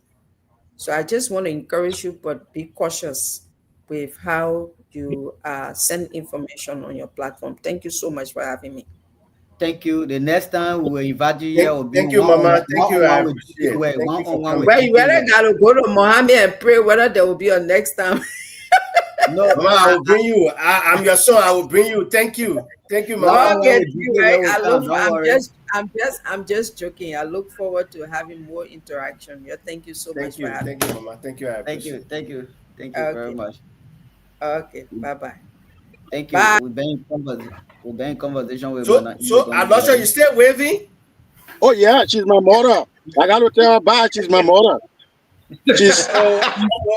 Thank you, gentlemen. Aloysius, all of us. I know we've been chatting. Somebody can call me. Y'all know my position. Duke, can we describe of the platform? Yes, We say on now. Thank you. That go across. I want for Siawete before Gion. Can I say something to me? Siawete and Aloysius response. Then Gion, you can take over the show for us to move forward. Yeah, I mean, before Aloysius come in, I beg you. We gotta be very blunt to My man, somebody not speak. Did that thing? I come in. Let's just speak. No, don't every time more than what we go do. You the host. Did that thing? On the topic, we will discuss in chat room. Now, yes. Let's discuss it after the show. So let's see everything and Aloysius respond. We want come on for my man. Yeah. Thank you, DK. For me, I was a little shocked. When the madam said it, we run a democratic state. Today, we've been branded as people who are led and are being the forefront of Madam Ide losing election. I mean, it baffles me. I send you a picture. I think I needed the host to actually post that picture so that I can make things clear to the madam. Post that somebody posted now. You're posting response. Yeah, I actually sent a photo there. Like equally she was addressing Aloysius too. I think it was also for me. I just wanted to clear some things out. In 2020, for me, I never been a member of any political party. Hold on. See, you and Aloysius, y'all there explaining plenty. Y'all do it short. So we're here because it will be brief now. It will be brief. We invited guests. We invited guests. Intimidating us with your face care for. Who got face care? That John is talking to you. So you're eating my time, right? For me, I just wanted to throw light, on the madam information. In 2020, I was one of the persons who even conducted level 3, Who doing that? Yeah, I was one of the persons who even led the madam to the victory of the CPP primary in Nimba, right? We even, at the time, if you witnessed that primary in 2020, it was marked by violence from both that team and that of the madam. The person, I was one of the head of that election, of that convention, the election, and that of Henry Flomo from ALP. Now, Madam Ide, we conducted our election. We had to even call for police, a backup, before we went to that election. Through our ideas, even the guys who came from out were afraid to remain in San Nicolas. We conducted our primary lately, and we ended in the night around 11. My witnesses are still alive today. We supported her. In 2020, she won the primary against her. Right? So, I mean, coming to the public to say, I'm one of those that, I mean, in previous going election, she was on our side, we were on our side. So how does that become, being and making all the lost election. No, policy different. In 2023, she supported who supported President Boyka. So I mean, it just being on policy different, even coming to the country to contest, it was no personal issue. No, it's just about political and policy difference. So I mean, she didn't. The topic that I actually posted, we didn't really discuss it though, but it was a nice show. At least you were able to show up. It was good that clear the air from that angle. Even with the issue of the election, she says she been cheated. Democracy that no more, and she are going to court. So she flew into the court, and the court made decision. The board made decision. Election Commission and everyone. So how can she reconcile that statement about giving those are grave allegations against the state and the integrity of Election Commission as well. You go to election 4 times, you are defeated, only to come and say, you were hijacked. Then it borders around the character of Election Commission. Then there's no need for the madam to contest because you don't trust the integrity of the board of commissioners. So I mean, for me, I really wish you were being with us for a little time so that we can have some discussion. But she's our mother. It was a fine show. We hope she will appear another time so we can have some good discussion. Thank you. Yeah. So thank you so much, and thanks to everybody again. I told you, Madam Ida is my mother. I interacted with her, and this is how our meeting can end. We did it while serving as Zoget president again at University of Liberia. They ended the same way like this. I mean, my question is recorded. My question, my statements are all there. So the way I did not disrespect anybody. I did not use any words or profanities, nothing. I laid my basis and I brought all questions on the basis of what I was part of. I was in the meeting and I did not say she make the statement. I said Adolphus Doro make the statement that we're connecting new settlements. That Adolphus Doro made that. And I also said it was either mistakenly called Adolphus Doro Senator Johnson. And Adolphus Doro got super angry. I was in the meeting. I was there. The late President Kakaza was there. Honorable Duna were also in that meeting. Jackson showed me you were also in the meeting. So this is not something private. I only brought it up so that she would give clarity, to get clarity on it. So I was surprised for us to get angry and start blasting at me, talking to me, in that manner. Even when her brother entered on the show the other day, we asked some questions. He relaxed and he answered, hey, why can't she answer a question? I didn't say anything wrong. I don't have any problem, with you apologizing to her. It is your statement, not mine. As far as I'm concerned, I did not disrespect her. I did not say anything wrong. We need all information out there so that the public will know. That's what we are here for NIMA. We need NIMA unity. That's what we are here for. We need women empowerment. I did not even ask another question that has to do with her role when I was serving as chairman of NIMA County Scholarship Committee. When she left out and went to NIMA, planning program with student while the first being thrown out. Those questions did not count. Only one question, she gets super angry. So I did not respect her. Share myself with friend on Facebook. I think we are chatting a couple of times or other things. So you can go and go through it, or you can bring Honorable Duna or other people here. They will get clarity if I'm lying. I'm saying something different. So it was good that she appeared yet, and we hope that she will come back. This is NIMA. It's not anything. We are not here to set anybody up. We are here to give information or perception or belief or thing that people been discussing in the corner, so that you get clarity for people who don't get the information to get it. That's what we're here for. So, but it's okay. She's my mother. I don't hold it against her. I'm here, and we hope that she will come back here on the show to continue, providing information for the people of NIMA. Thank you so much. Thank you, Aloysius. Thank you very much. Let's welcome to the show CEO Alvin Seka Sunion. Good evening. Welcome to the show. Yelesa Va, welcome to the show too this evening. I will still last on this thing. Let's hear from you. Let's hear from there. We go to Shadrach and the CEO. All right, thank you. Thank you, everyone. You know, I literally follow the show from the start to. Gio, hold on. You can't take two persons from one state. You either drop Army or you drop USF.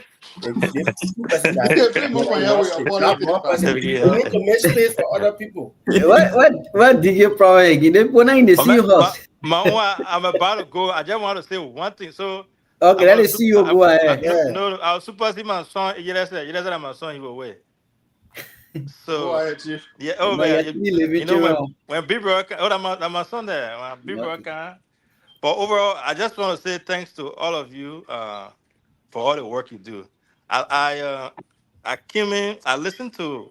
I hope the Oma is listening, but also I will reach out to her personally to extend my thanks and appreciation to her.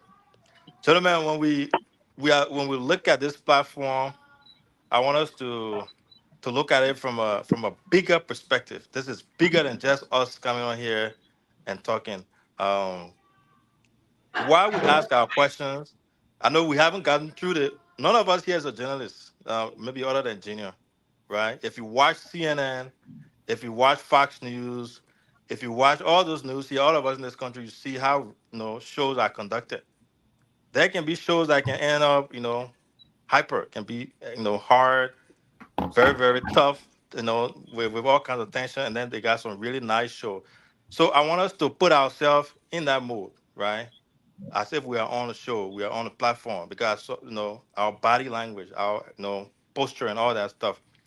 But we have to also be cognizant to the fact that we are from Africa, we're from Liberia, and we have tradition. So you talk about tradition, then blow down the people just hold you. There your tradition, because you're bringing blow down the people can be angry. You see the whole plate dark, and you stay on. DK wear a bad man.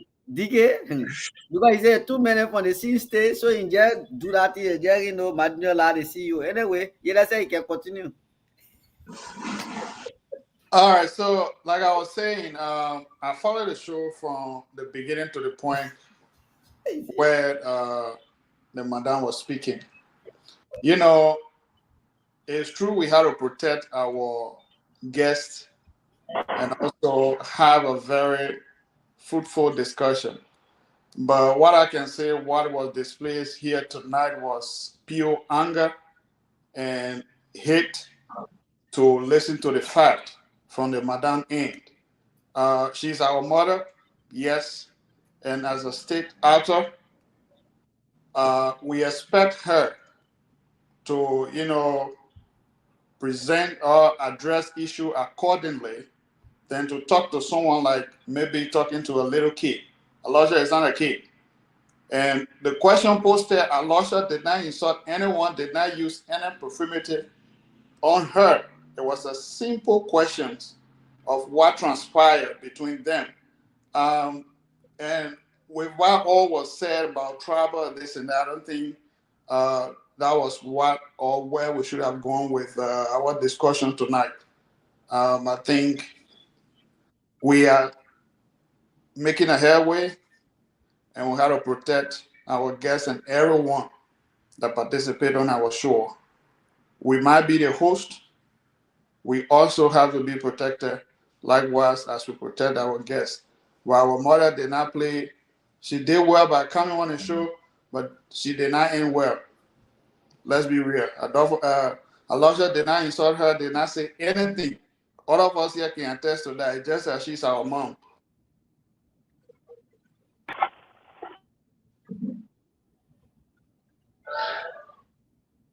Gio, I want to give a parable to us before we continue. Two parables. And I will say that parable in Gio. So what men were prepared, bang over there, ye were eta. Makak bangodoa. They are there. Atale. Bang over there, ye were eta. Ka lost your dog. we can't we play kwa kazi wa kana losho do kanya I close aka ipa plus apie de panel do adi be ka pa bu be la de pio me a last ngala gripo kana se kwa mu kwa atakwata kwa ndo kwa di be tampo mi apa nga po sere esi a seisi kwa hunezu kwa do di that the only thing I will say we will discuss after the thank you the parable king. Thank you, John. How are you hearing that? Yeah, because so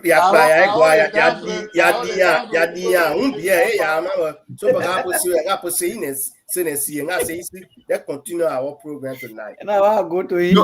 No problem. We can continue the show. It was but before we go, at least it was so good. The Omar there were a lot for me because he myself on a beef. He not very agreeing. So I was looking for somebody to tea where he pouring here place.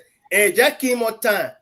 So no, you know when Omar tell you I had to come and build on it. He myself has issue. I don't know.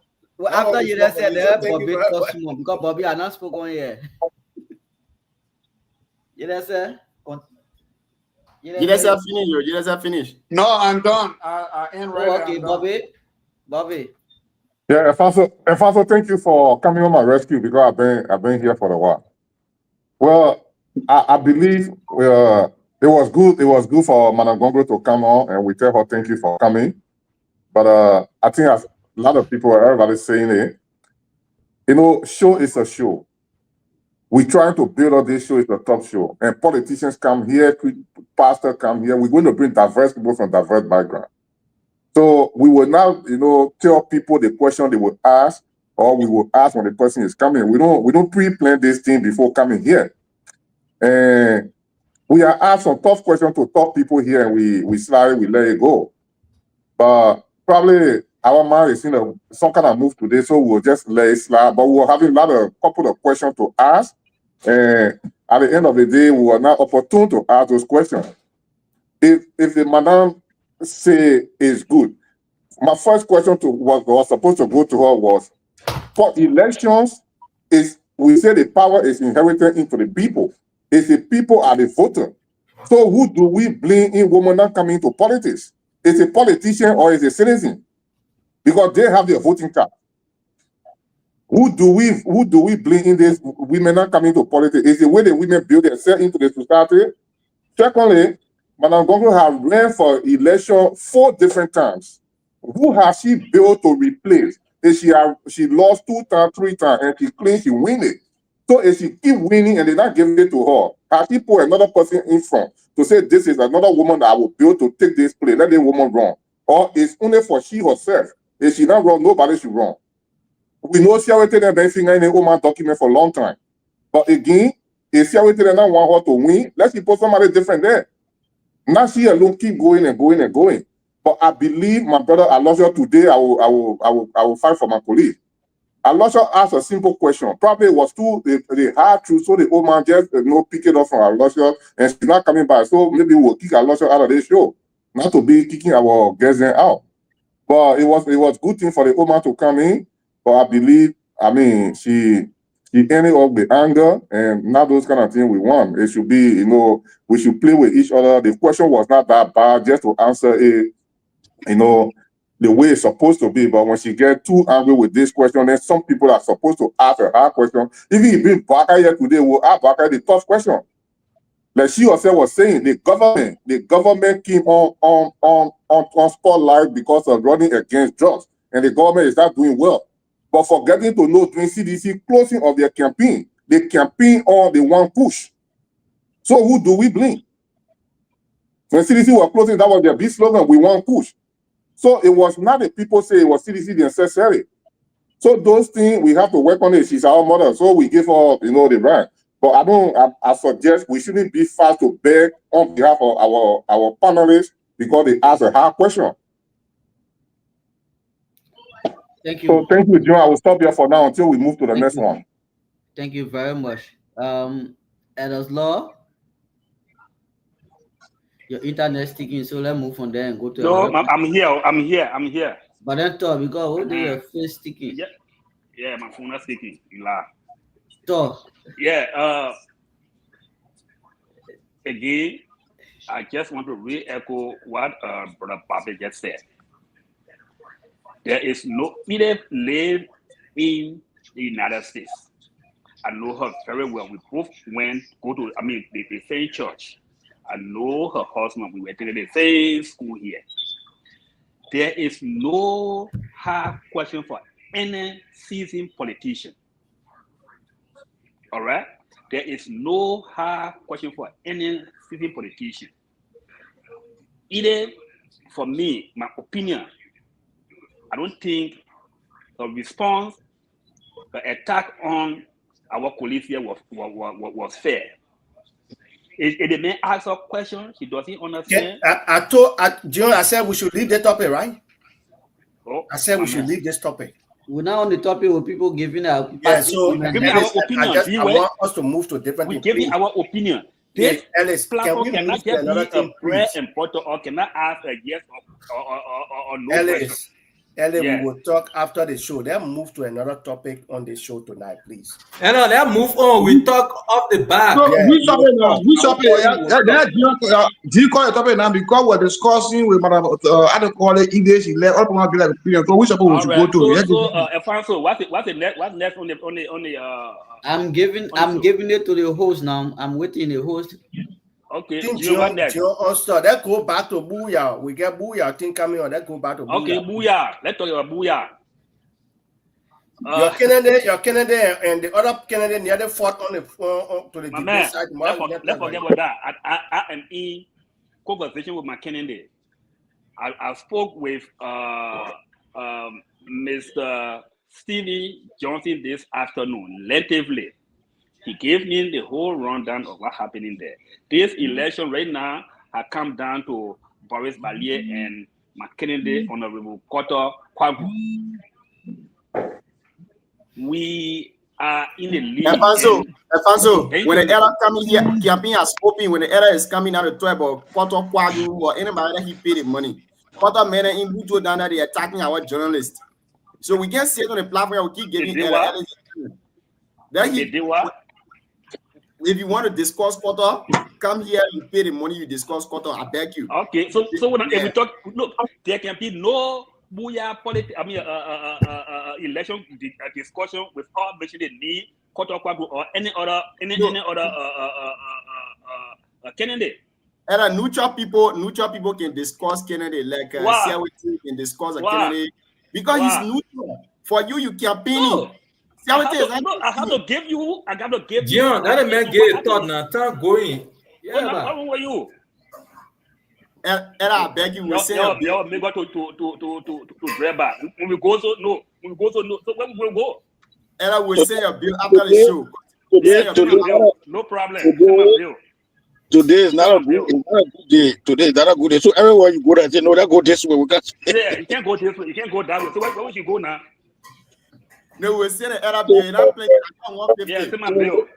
We're doing good. Yeah. I mean, this part of the show, we can't keep our listener boring. We gotta discuss. I know which one you're ready on to now.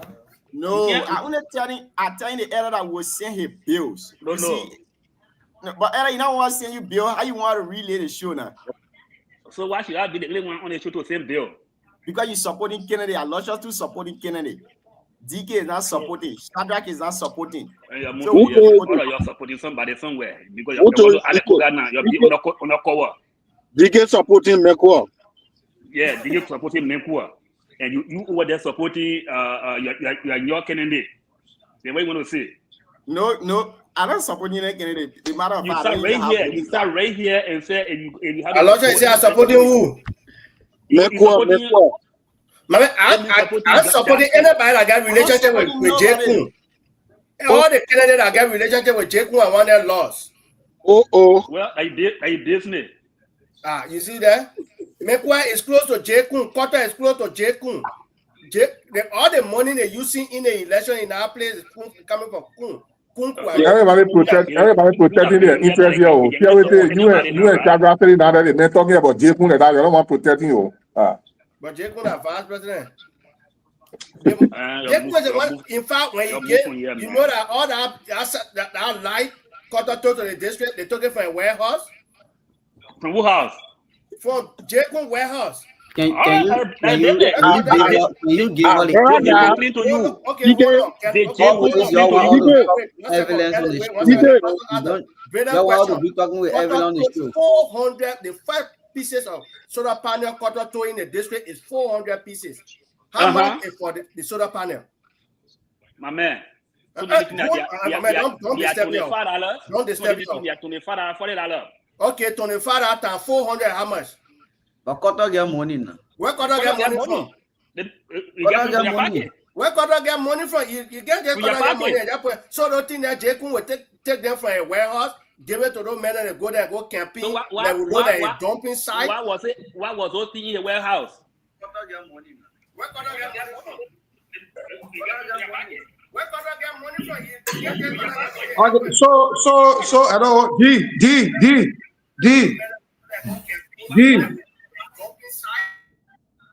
But I wait.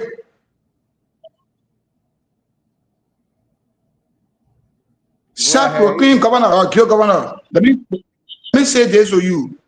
So when you set in America, you know how other people making a life here. Don't underestimate them. Say where they get money from. Qatar has a company that got even generate $5 to $6 US every month. So don't Qatar because you don't small in your body. I'm aware of Qatar company. Qatar has a company that can get. I come in. You're not defending your Canadian for. I mean, let me speak. Even though I have supported you, but let me tell D who is Qatar. Qatar even do project for photo man that cost almost $1 million. I can even depend too when post Bible. I can not against Jackson you. He's a senior brother and I've been for a long time. I can not against him. I support none of them. But these new city America say, what they Qatar get? What they Qatar get?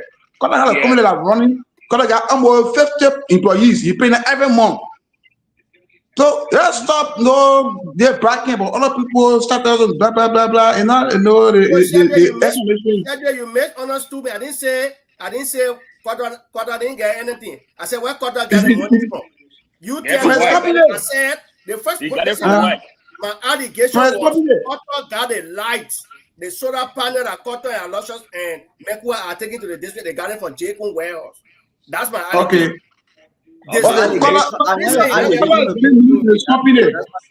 just want for your allegation to be proven. That's all. So an allegation. I want to be talking on the show with facts, with evidence. So my fact is for Jacob warehouse. What's the evidence? No, it's not true. Let me tell you. The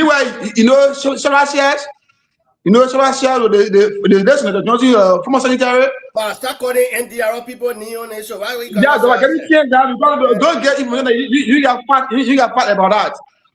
Sure, the one who brought us that lights from China, almost 300 pieces, and Qatar bought everything for him. And I think Jerry got nothing to do with it. He know, so that thing. I tell you, I said, we'll present men and body, they will come outside and finish knowing the real. I don't know, but don't get misinformation on the platform that we want to bring up in reality. Ain't see the man bringing all the information down. The next thing is, and the disappointing thing is, Shedre uncle, biological uncle is Mekwa. This is how look at around look like. Mekwa is a biological uncle, but you know why? They protecting anything that Kun say. That the Kun that nasty they support they doing. I saw a thing to say Mekwa away. You are neutral in the whole thing. I saw a thing to say Mekwa is ahead of Qatar. So that we can buy DK and Shadrach. DK and Shadrach. Let's D and Shadrach. Your plea wait 1 second. Gentlemen, your plea wait. I beg you. Let's have some order here. The issue of going back and forth, we had to discuss issue. Yeah, I found the put him at the back. You all show before you ask for order. No, that DK, you can't be attacking people here, man. What's wrong with you now? Yeah, man.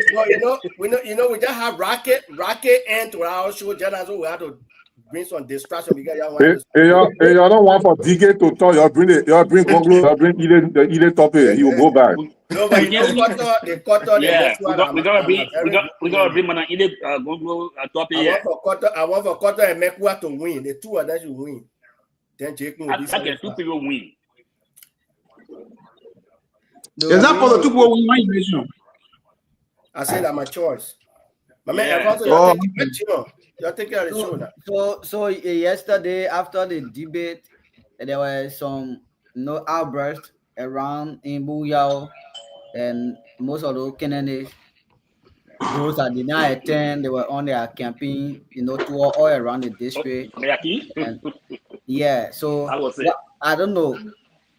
That's all right. We are not getting any information. If you are getting information from your end, from the district, I don't know if you can share with us.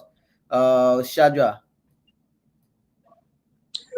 You said, come back, please. Sorry.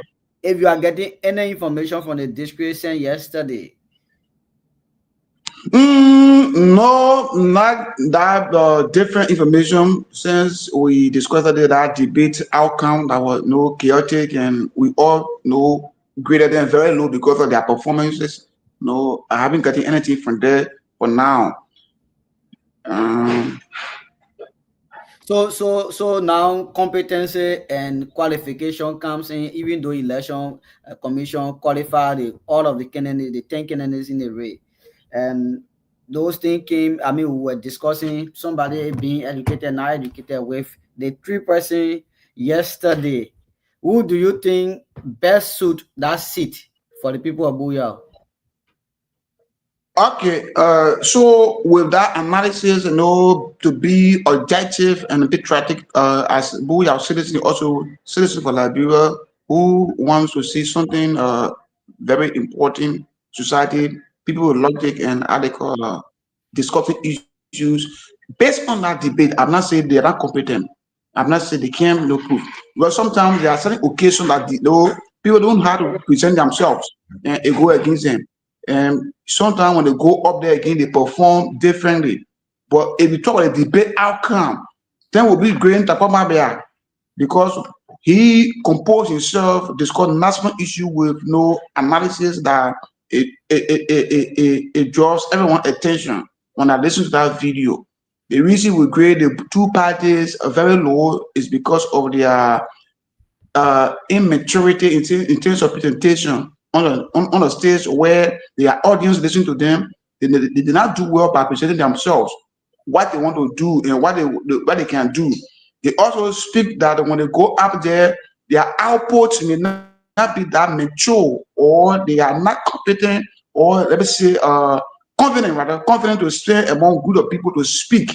Because sometimes we see those things in classroom. When people about to speak or to present in classroom, the phobia, it reduces their performance because of why they are not seen quite before. It may be one of the reasons that they poorly perform. The reason I grade probably very low was probably I worked in a professional setting. He claimed to have I know you grade yesterday. I'm not asking you. I'm not. You did all the analysis yesterday. I'm saying with all of the analysis we did yesterday, who do you think is best suited for the people in the Buyao? I already get a result to you before I get the analysis in details. I said if based on the outcome of the debates, the what to have done the Yeah. So okay. Seriously, thank you. Okay. Bobby Wanty, up to you. The same question. Yesterday we have the discussion on the debates, and the 3 persons I attended. Who do you think best suit the people of Buyao? All right. Who do that think best suit for the people of Buyao per the debate yesterday? Yeah. Okay. Well, we've been wrangling around this topic that this person is competent, this person is not competent, this person is qualified, this person is not qualified, this person is educated. But I believe in our constitution in Liberia, there is no guideline that will say this person has to get this degree. We're just saying it because of our own county, own district, or what we believe it would be good if somebody get there. But there is nothing there, so we cannot disqualify anybody per education or their qualification. There is nothing in our. Yeah, I agree on your point, but who is Sajapli way? I agree on your point, but who is the actual person you think? Just one person, because that one person is supposed to win the election. So who is the person? Okay, if we look at the broad perspective, let's say the general, the 10 people that go into this race. For me personally, who will win to represent my district in my interest, in the interest of the district? I believe it will be Boris Badier. Okay, you believe it will be Boris Badier with all of the inconsistency and all of stuff you talked about yesterday. My brother, you talk. If it is inconsistency, we're not going to even elect Joseph Boakai or Joe to become president for our country. Thank you for your point. It's granted. I just laying some emphasis on what you said yesterday, and they're coming back. Now let's get to you, Siawe Te Zogetua. After everything you analyzed yesterday, who do you think best suited among the 3 candidates I appeared yesterday? You are muted, sir. I mean, why are you saying that Madam Gonglo is here? Madam Gonglo not running there. What? Go ahead. Go ahead. You see what? But Madam Gonglo can only shows you're literally crying on my knees. But now the issue anyway, we're just kidding. You know, the 3 people that on the show yesterday, on the debate, I think we made our analysis yesterday. But I don't want to, because the 3 of them, I don't even look at them to be someone who will represent the G5. But for the sake of the debate or for the sake of the discussion, if it should be election day, quote unquote, with the 3 of them, I think our Aloysius will be put in a better position. But for disclaimer's sake, 3 of them are not the suitable candidate or the suitable candidate to win the District 5 by election. So the 3 of them are not. Do you have any special? I'm saying for the sake of your question, yeah, the 3 of them are in a debate. I think when it comes to election among 3 of them, you can take Aloysius.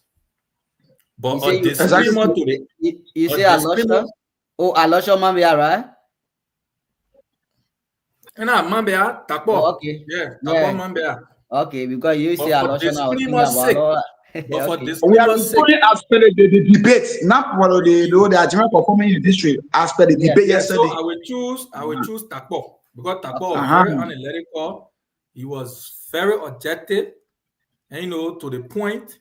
And every question, every point he made, and it was actually to the satisfaction of the people and what we need in District 5 and even Nima as a county. That is productive. How do you determine people's satisfaction when someone? I'm a citizen on Nimba. What he said yesterday, I think it was to my satisfaction. One with the issue of the border, it was very casual. You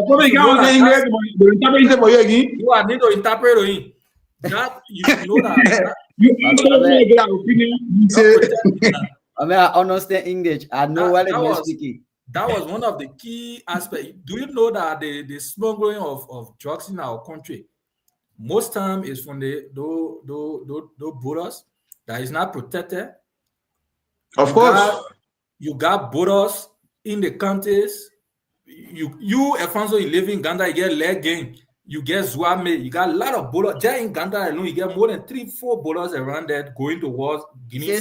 Stay 7. Right? So most of these areas, they are not protected. People just go by Moroba, they come, they just they cross the water. You don't know why it's in the box. So one of the key things in touch yesterday, look at Butuo as a whole town. The crossing point there, you see the place is messed up. The area is closed. No immigration, no police. Total absence of security as if it's a ghost camp.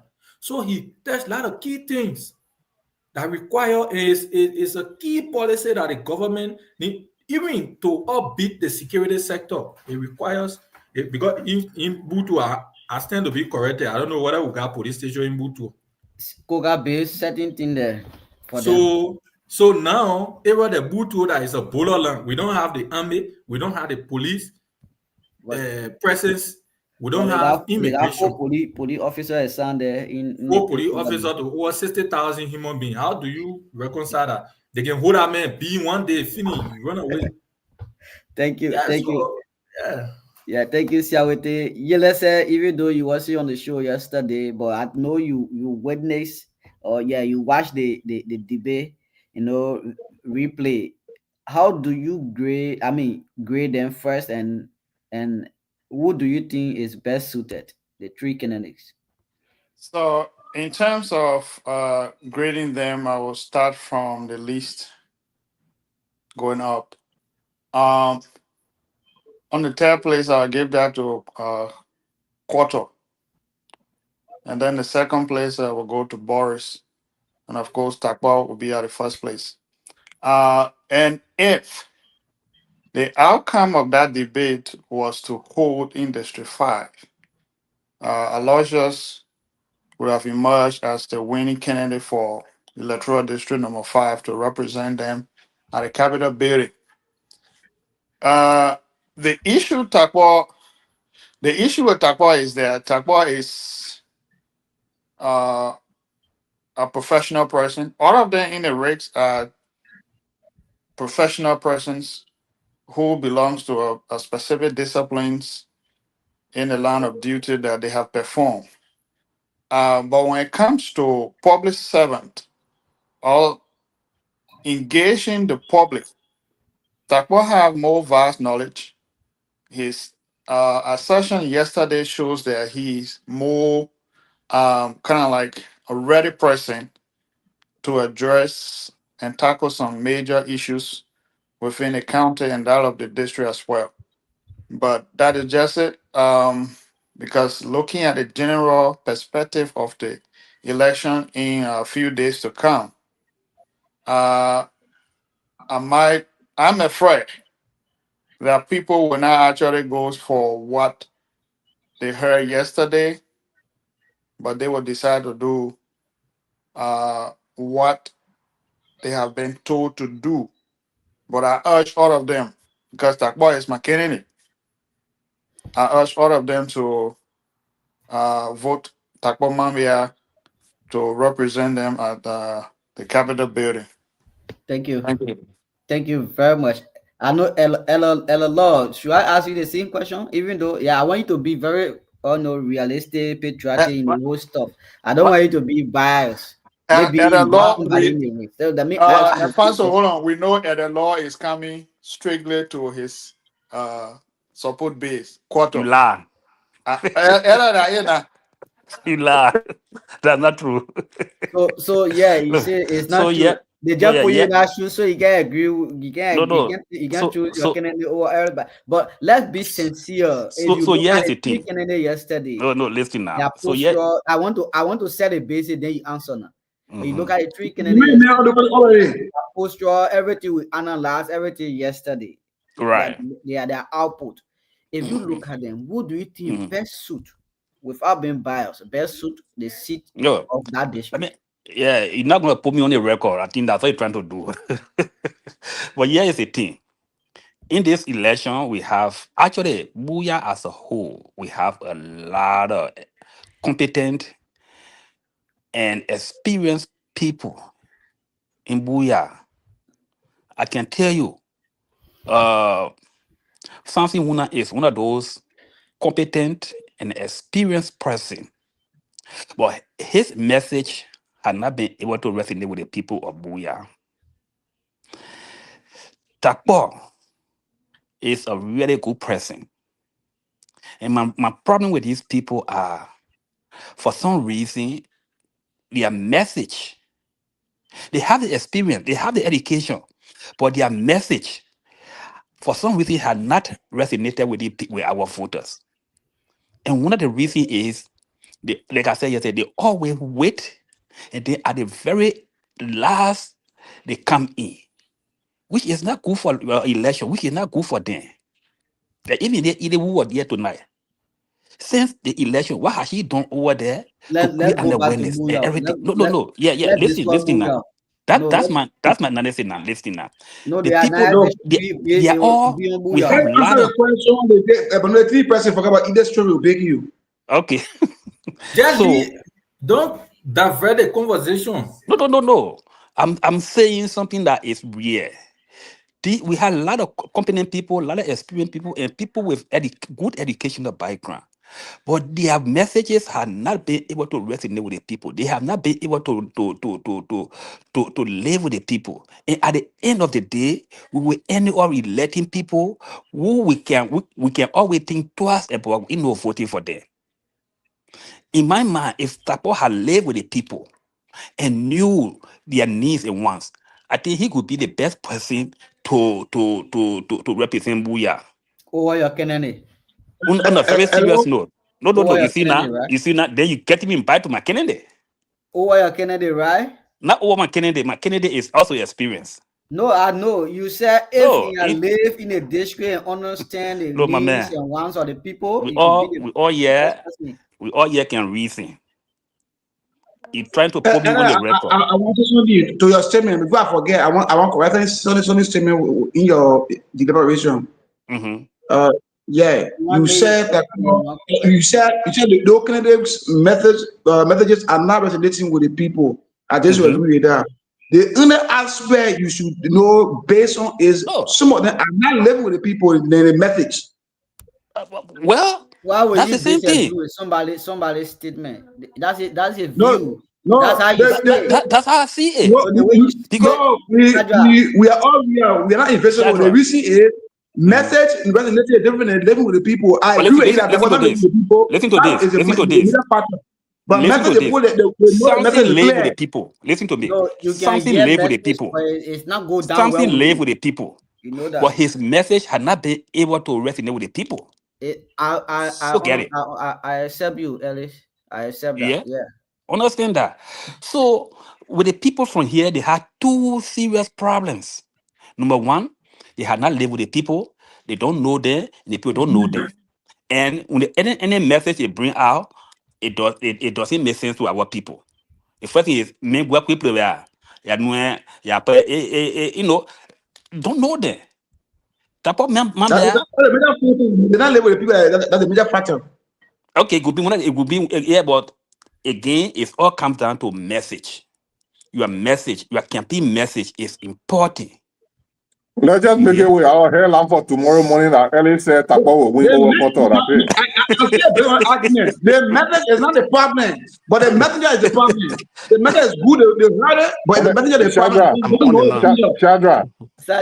Shadrach, we finish getting the hairline for tomorrow. Ellie said, "Tapo will win over Qatar." This thing is done. Pull on your favorite page. but Alfonso, you need to agree with what my brother Bobby said. Somebody that's supporting a candidate and he does not have a trust in his candidate, and going ahead to say there are others that are very competent, and when he says competent, he means competent who brought the guy here? Okay, why? Am I not a person to be here? Who brought him in here? Coming from the blind side and talking. So when you hear someone who supports a candidate, you are not recognized, my man. You are not recognized. Send him the back. They may not recognize. Definitely, I know they but you are not a host. To put money in the host that tells me I'm not recognized. So definitely it shows to the people of Booyah, and Booyah should be very attentive. Someone who supports a candidate that he does not have trust in, if they can go ahead and elect that candidate to be a representative in our district, shame on them. Shame on them, actually. How can somebody say... Why will you say you don't have trust in him? From what he just said, there are a lot of competent people in the race. There are people that could represent Booyah adequately, but unfortunately, their message not resonating. So he's simply trying to tell us that the person that his message resonating with the people is not qualified and competent to lead our people. We live with the people. That's what you said. We So live with the it's about a people. message resonating with the people. So who do you It's not think? about So competency. who do you think he was speaking to that the person I know message he's is supporting resonating? Kotokwagru. I know him So to be a we Kotokwagru supporter, and we he are almost like a in a spokesman for league. Kotokwagru. We are in a league because we live with the people. So Our this my message is big resonating brother with people. knows that his candidate is not competent and qualified enough to represent So the people. who is your But candidate? because Who is your candidate? people Now, are wait now. okay. Who is your candidate? So Gensite. Yeah. Let me go back to Ellis. Ellis. Yes. Gensite is saying. Mhm. You said there are qualified people in the race. Everybody in the And group, they are qualified. they are qualified, competent people in the race, but their message is not resonating with the people. If you are supporting a candidate, do you think your candidate message is resonating with the people? Of course. That's why we are in the race. So do you That's why think we're in the race. your That's why we're in the candidate is league. I'm not part sorry. of those qualified people, right? He is more than the qualified people. That's why, combined with his qualification and his connection with them, his message, live with them, all of these things, they are factors. Yeah, They are factors that making him. That's the point Gensite. That's where Yeah. Gensite is coming from. No, that's why When you Gensite say they is are trying to miss. qualified He people, is trying to misquote me. when you say they are qualified people in the race, but that message is not resonating with the people, but your candidate message is resonating, that is, it simply means your candidate is not qualified, but the message is resonating. No. My candidate, Bobby gone. Why can't put it on Facebook? Listen. They not disqualify a candidate. He said all the people they are qualified, but some of them messages not resonating because they're not living with the people. I think they back up want to strengthen the whole statement. No problem. my hand off the fan. So if I'm recognized, thank you so much. Unfortunately, I came a little late today. I just coming from work, and you always be late. People are, what you attacking me for? Because Mr. Host, am I protected? Go ahead. See how it will call our whole case. Thank you so much. You see, sometimes our job and a schedule get us to be kind of always late to be on this show. And a lot of time, I think we miss a lot of great topic that we need to take part in to adequately inform our people of Buya and Nima County. This election, unfortunately, again, some of us are not back home. We are not in Buya to talk to our people. And when you are distant away from your people, no matter what you say, sometimes they don't reason with you. Oh, the man is sitting in his comfort zone and he's saying what he wants to say, or a children back, in the comfort zone, and he's saying all he wants to say. But look, Buya need to know. Our people of Buya, they need to know that electing somebody for the next 4 years or 5 years, women are going to be giving birth on the 12th or 13th. After you vote representative this coming the 13th or 15th, the child will be either 4 or 5 years before we go to an election. We had our share enough for the last years with Honorable Koga. Honorable Koga is my big brother. He's a friend and brother. I respect him. But unfortunately, he and Honorable Johnson did not do well for Buya. I said that to Honorable Johnson. I said it to Honorable Koga as a brother in his face, that enough was not done. Okay? Just think, Honorable the late Prince Johnson, how many years he spent as senator of Nima County from Buya? When Jackson F. Doe was senator, or when he was minister of education, we know what he did. I'm just coming, though, brother. I know I'm late. I'm just coming. Just give me a few minutes. So what's your stand? What's your stand in the election of Buya? Who do you think is qualified to represent the people? I am a son of Buya. I believe everybody that did, they are qualified. They can go ahead. But unfortunately, who would be the best to bring the best out of Buya? And I don't think it's Kotokwagru at this time. I don't think it's my dear brother Boris at this time. You see, the mistake that we're making is who brings the higher catch, okay? Or like election has become like a betting in Liberia. Who brings the higher money, get the higher vote. And when the man gets the higher vote, it's like I just leave from America and bring all my 401k money and waste it in Booyah. I get the letter. Definitely, I will let to get my 401k money back and put it back in my saving.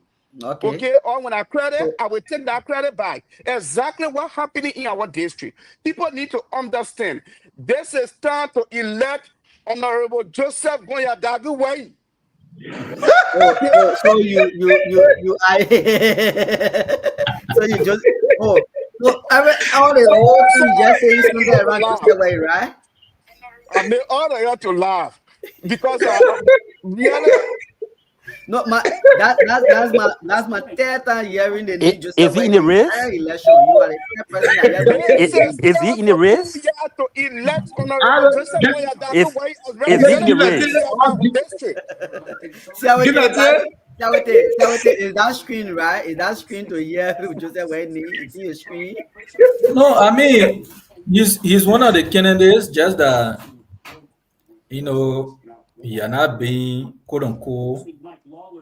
In the point of discussion in Booyah of recent, I think when someone from his camp who supported him, I think the guy said he wanted to contest one. I think from ACAF, one of those guys who hosted the other time, he said he relinquished his ambition to support. Was it on Oyo? He went to support. That's not you. I forget his name. I think he's one of the. Yeah, so he's from Huto. Yeah, one of the guys from the York Bell. I forget it. Yeah, so the guy even made the analysis that the reason for which he left Way at the time, he could not reach even good fourth play, so there was some issue. They advised him to start that. And on Sarah's election, he had gone to elections.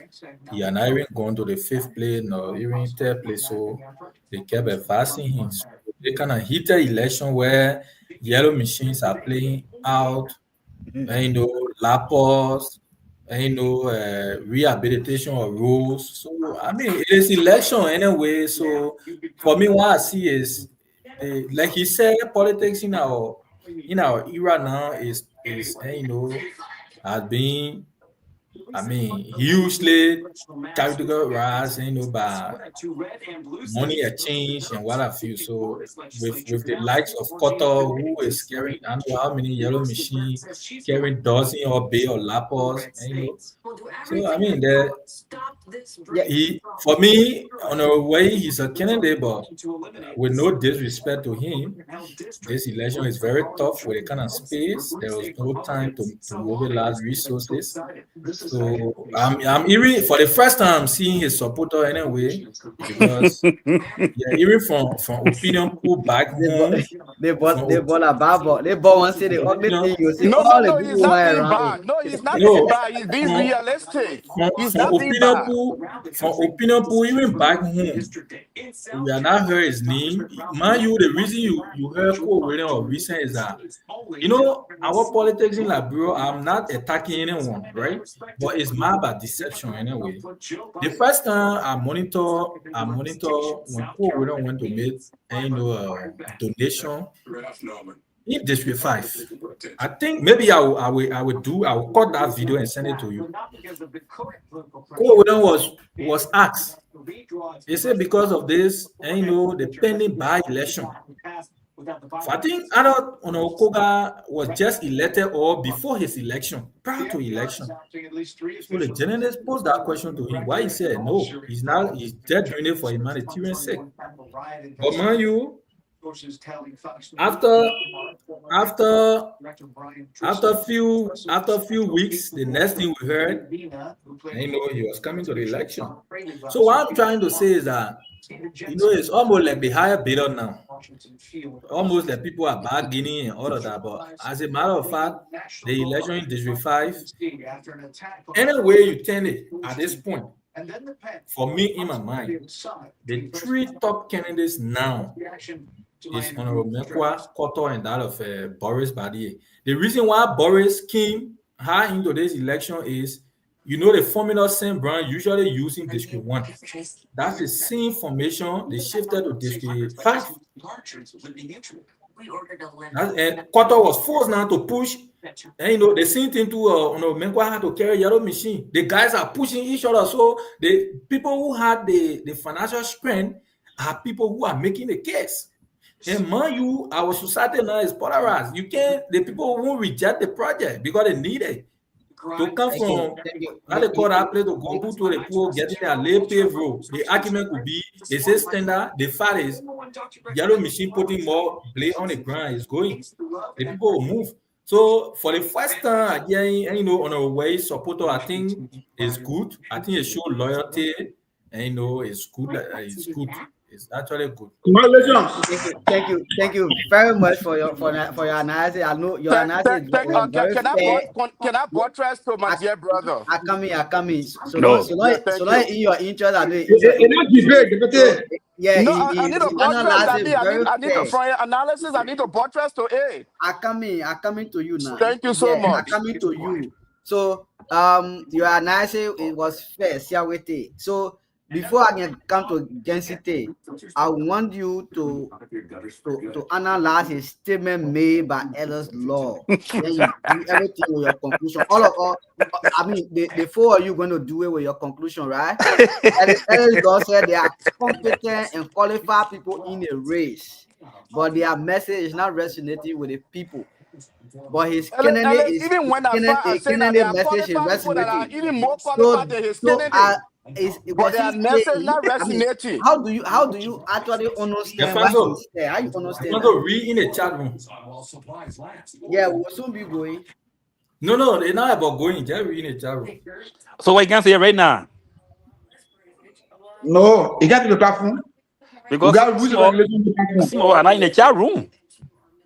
No, but you don't be there. You party man. You party man. You get outside. So, Alfonso, am I allowed now to broadcast to my brother? See how we take analysis. See how we take. You're not being fair to me. You're closing. So I give you 3 minutes. No, everyone who got a side, they are not in the chat room to be free. Density. Yeah, go ahead. What you say? You buttress and just do your closing because we'll soon be closing in less than 20 minutes. So thank you. You said 3 minutes. Okay, thank you so much, my dear brother Alfonso. I appreciate that so highly. And to our people there in Booyah, because right now what we're discussing is not about actually how many people on this platform. It's about Booyah.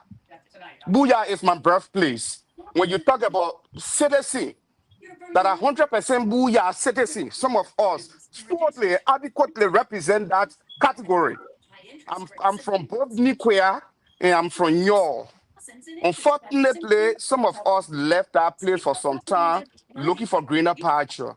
Nevertheless, we haven't forgotten our area. We haven't forgotten our place. We haven't forgotten our people. I think for my name, a lot of you guys, if even you have not seen me, you know me. I will not betray Booyah. I will not forgo Booyah.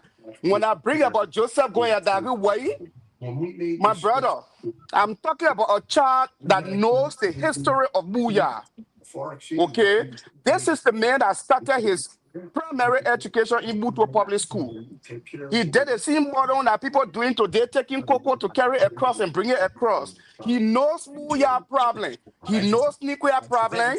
Because his stepfather from Niquia built, he knows your problem. Because his father from Yor, he knows your problem. Because his father settled in Biatuo, and there where his father was buried. He knows our history, and trust me, if this brother was to be given the little bit of opportunity for us to see his wit and what he's capable of doing, I can tell you for sure, as his brother and supporter, I will knock my chest and say, there goes my brother. But unfortunately, like my dear brother Siawete said, now election is about the higher beta. Okay? It's not about the qualifying, the competent anymore. Like my dear big brother Alex said, election in our area or in our country is no longer about the qualifying, the competent. It's about the higher beta. Who carries the higher money? Okay? Exactly what the men are supporting. And my man, don't cut me off. Don't cut me off. I wanted to ask you. You continue with your explanation. I want to ask you. So, Alfonso, stop the watch. Stop the time. Yeah. So Alfonso, stop me. Watch. Okay, good. I know Joseph Wade Jr. is your biological brother. Yes. Do you have anybody else that supporting him so that he can't just be like, oh, my brother in the race? Do you have anybody supporting him? We have people that supporting him. Definitely. We have people that send the people to come and talk for him. That person, they will be independent. You can't come here. Nobody will say anything bad about their biological brother. So everything, you are conflicted. You are conflicted and your brother contesting. So anything you will say, oh, my brother is good. We're from the same man. We're from there. We're slaving the thing. I'm telling you, I think I should be the best man to witness it. And you know me better anyway. So I will be talking about entire district. Then you talk about family being inside. What is that? Why you eating my 3 minutes? Why you eating my 3 minutes? When I may ask you, will be putting in the bag. When I may ask you, will be too much putting in the bag. You put me in the bag. You and myself will get in the ring. Or you and myself, the same height will get in the ring. Thank you. Your 2 minutes in the house to go to the next people. I thought you were making a show.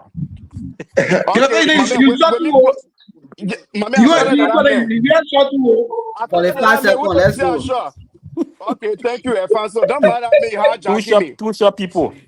You get my statement, my people were happy.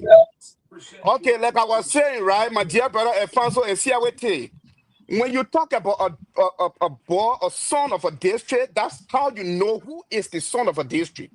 That's the man that never went anywhere until the Civil War. He knows Mutuo, he knows Granwier, he knows Dimple Blale, his grandmother from Blale.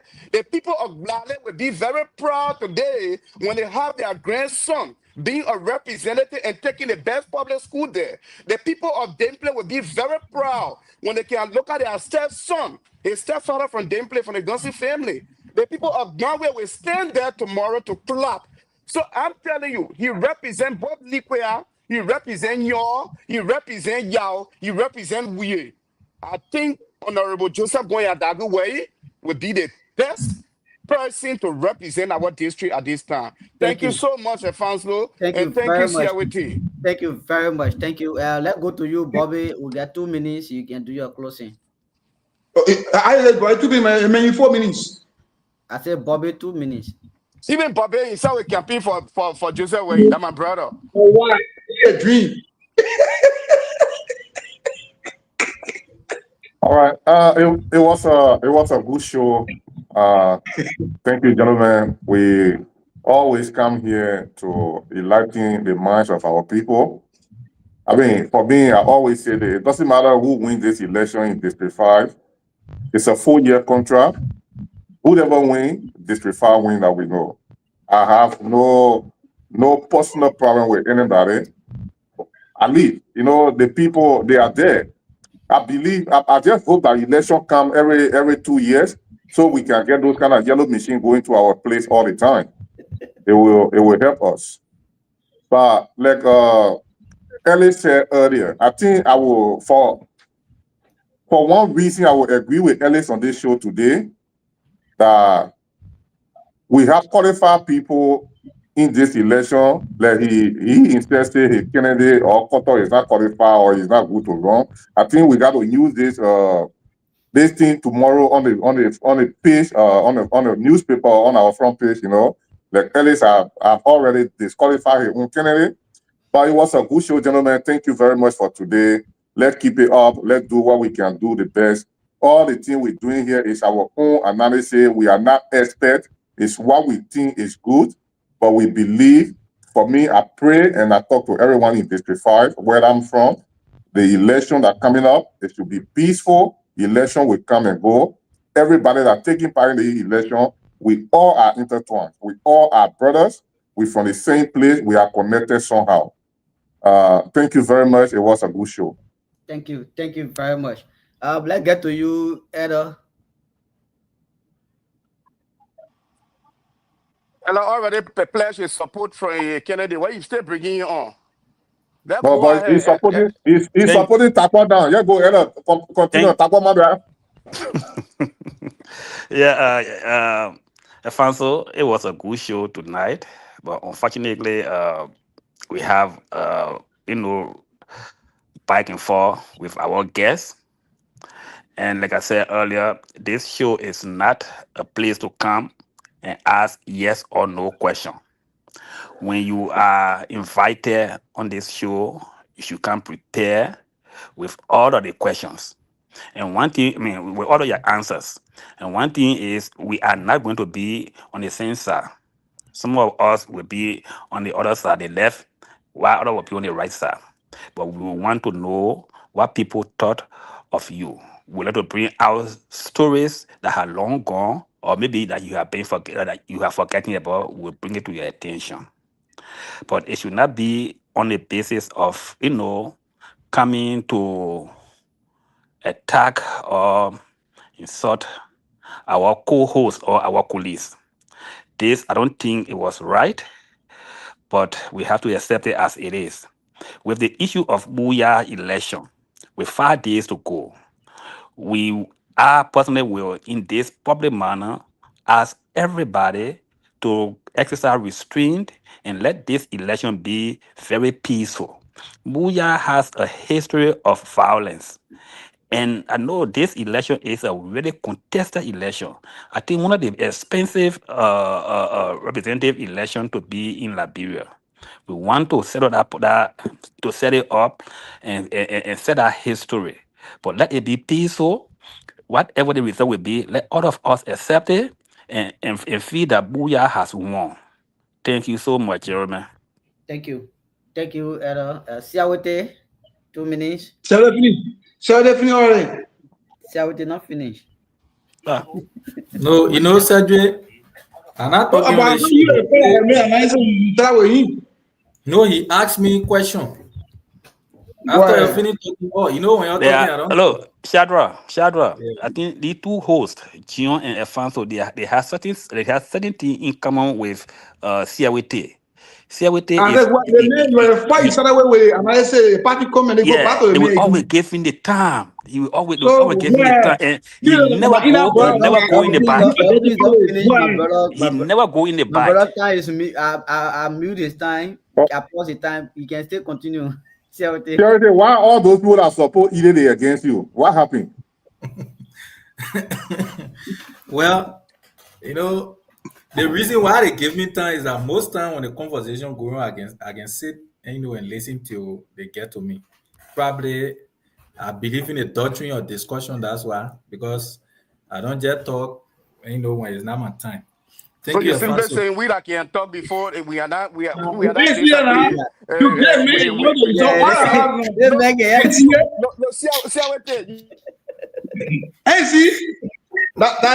not giving more level to the poor people.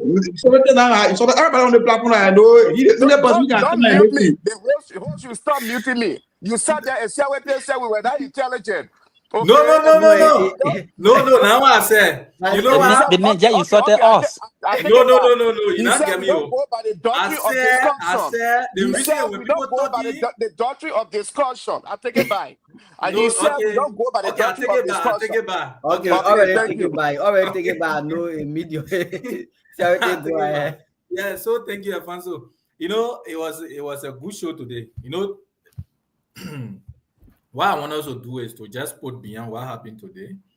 Like DK said, sometimes even the CEO, our posture on the show also will bring people regardless of our emotions and all of that. But sometimes it's good. It also helps. And like even the CEO said, even on CNN, whether BBC or whatsoever, there are shows sometimes it go the rough way. And the other way, we actually thought the madam would have been here at least for her to have some conversation, at least for like 3 hour, 2 hour, 30 minutes, like the time Uncle Tiawan spent on the show. But nevertheless, it was good. And the essence of this show is to hear from most of our opinion leaders and how they are led our country. Why being they pick for along the way and all of that. But it was a nice show. Like everyone said, the issue of District 5, District 5 election is a tight election. What we pray for is that the election be peaceful, because anything that happens in District 5, it affects us when it's positive. It affects NIMA positively. When it's negative, we get the average of everything, whether positive or negative, we get the average. And it will not only be the people of District 5, it will reflect on the entire NIMA county. So I mean, it was a good show. So we hope that our mother will come back so we can have some further discussion. I know today was just a teasing anyway. So I don't know, you can see why he coming down today anyway. Thank you. Why? Thank Tell you me, very me much. alone. You know So- you happy that I come in today. Don't tell something. So my apology, it was not for me. Yeah, my apology. Yes, First Man Sadra, and you see, for me, the men not get any interest in me. The reason is for me, when I'm done, I can't talk. That's all. Hey, Yeah, talking, you're talking. the way you're talking, I see how you say, because you observe the rules of discussion. So those that can jump the gun, they don't observe the rule of the. So you know why it shows, why it applies. But I move from here. Thank So you it's a very much. nice Let's meeting get you to guys, you, man. Sandra. Shadra, what's Yeah, up? thank you. Bye. Thank you, So- Sandra. Let's get to Yeah. you. All right, thank you, Alfonso. Thanks to everybody. No, it's so not good. We crack joke and get a show. No, at least entertaining. But to our topic today, our mother, Manawe, she did well by appearing. She, little bit, fair show when she came hard on our brother. I will say this. Let me be placed on record with the CEO and the host and the management.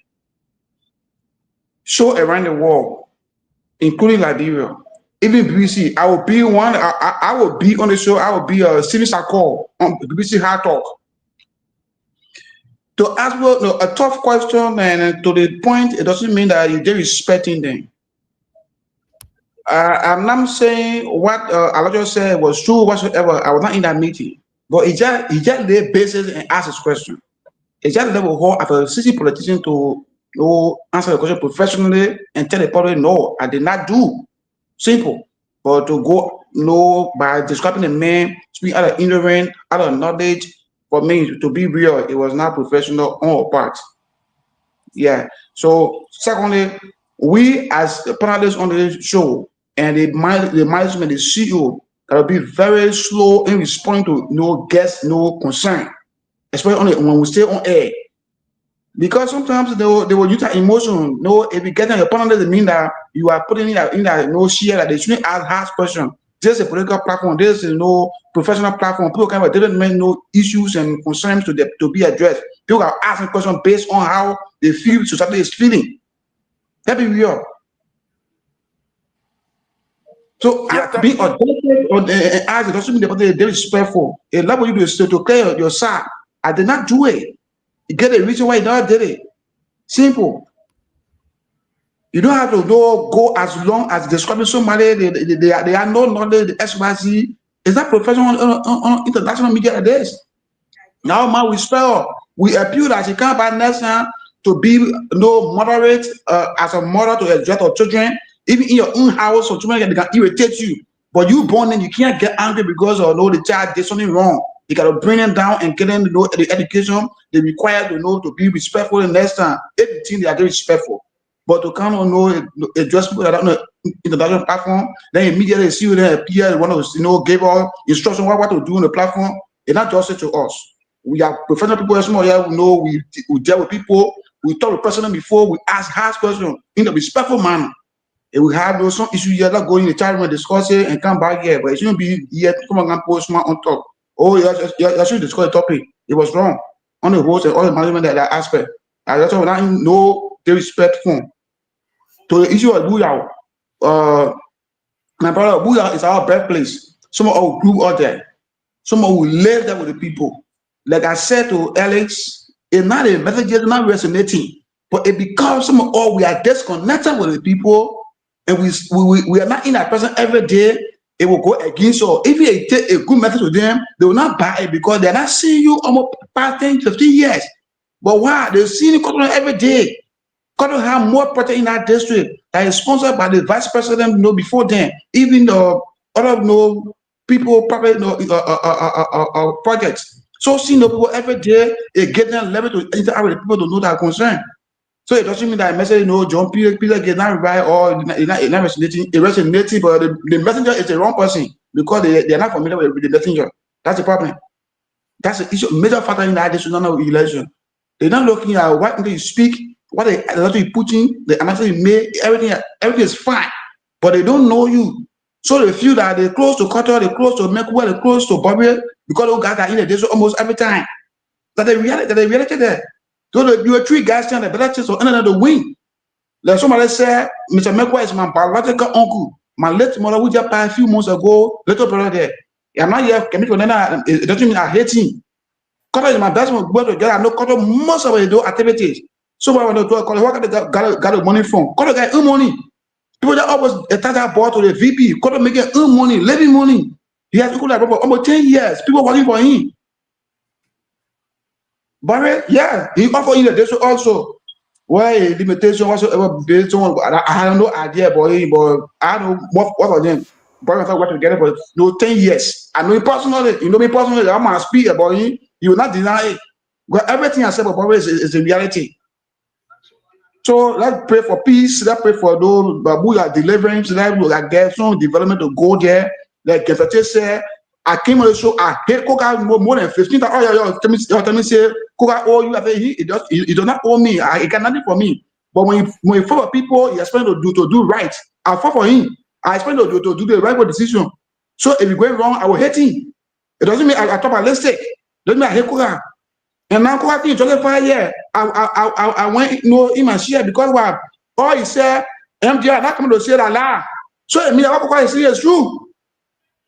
So I went in my share. I'm talking about Coca again. So I'll be here objective. I will not have my feelings, but I'll be respectful, professional, and try to know the truth. Thank you.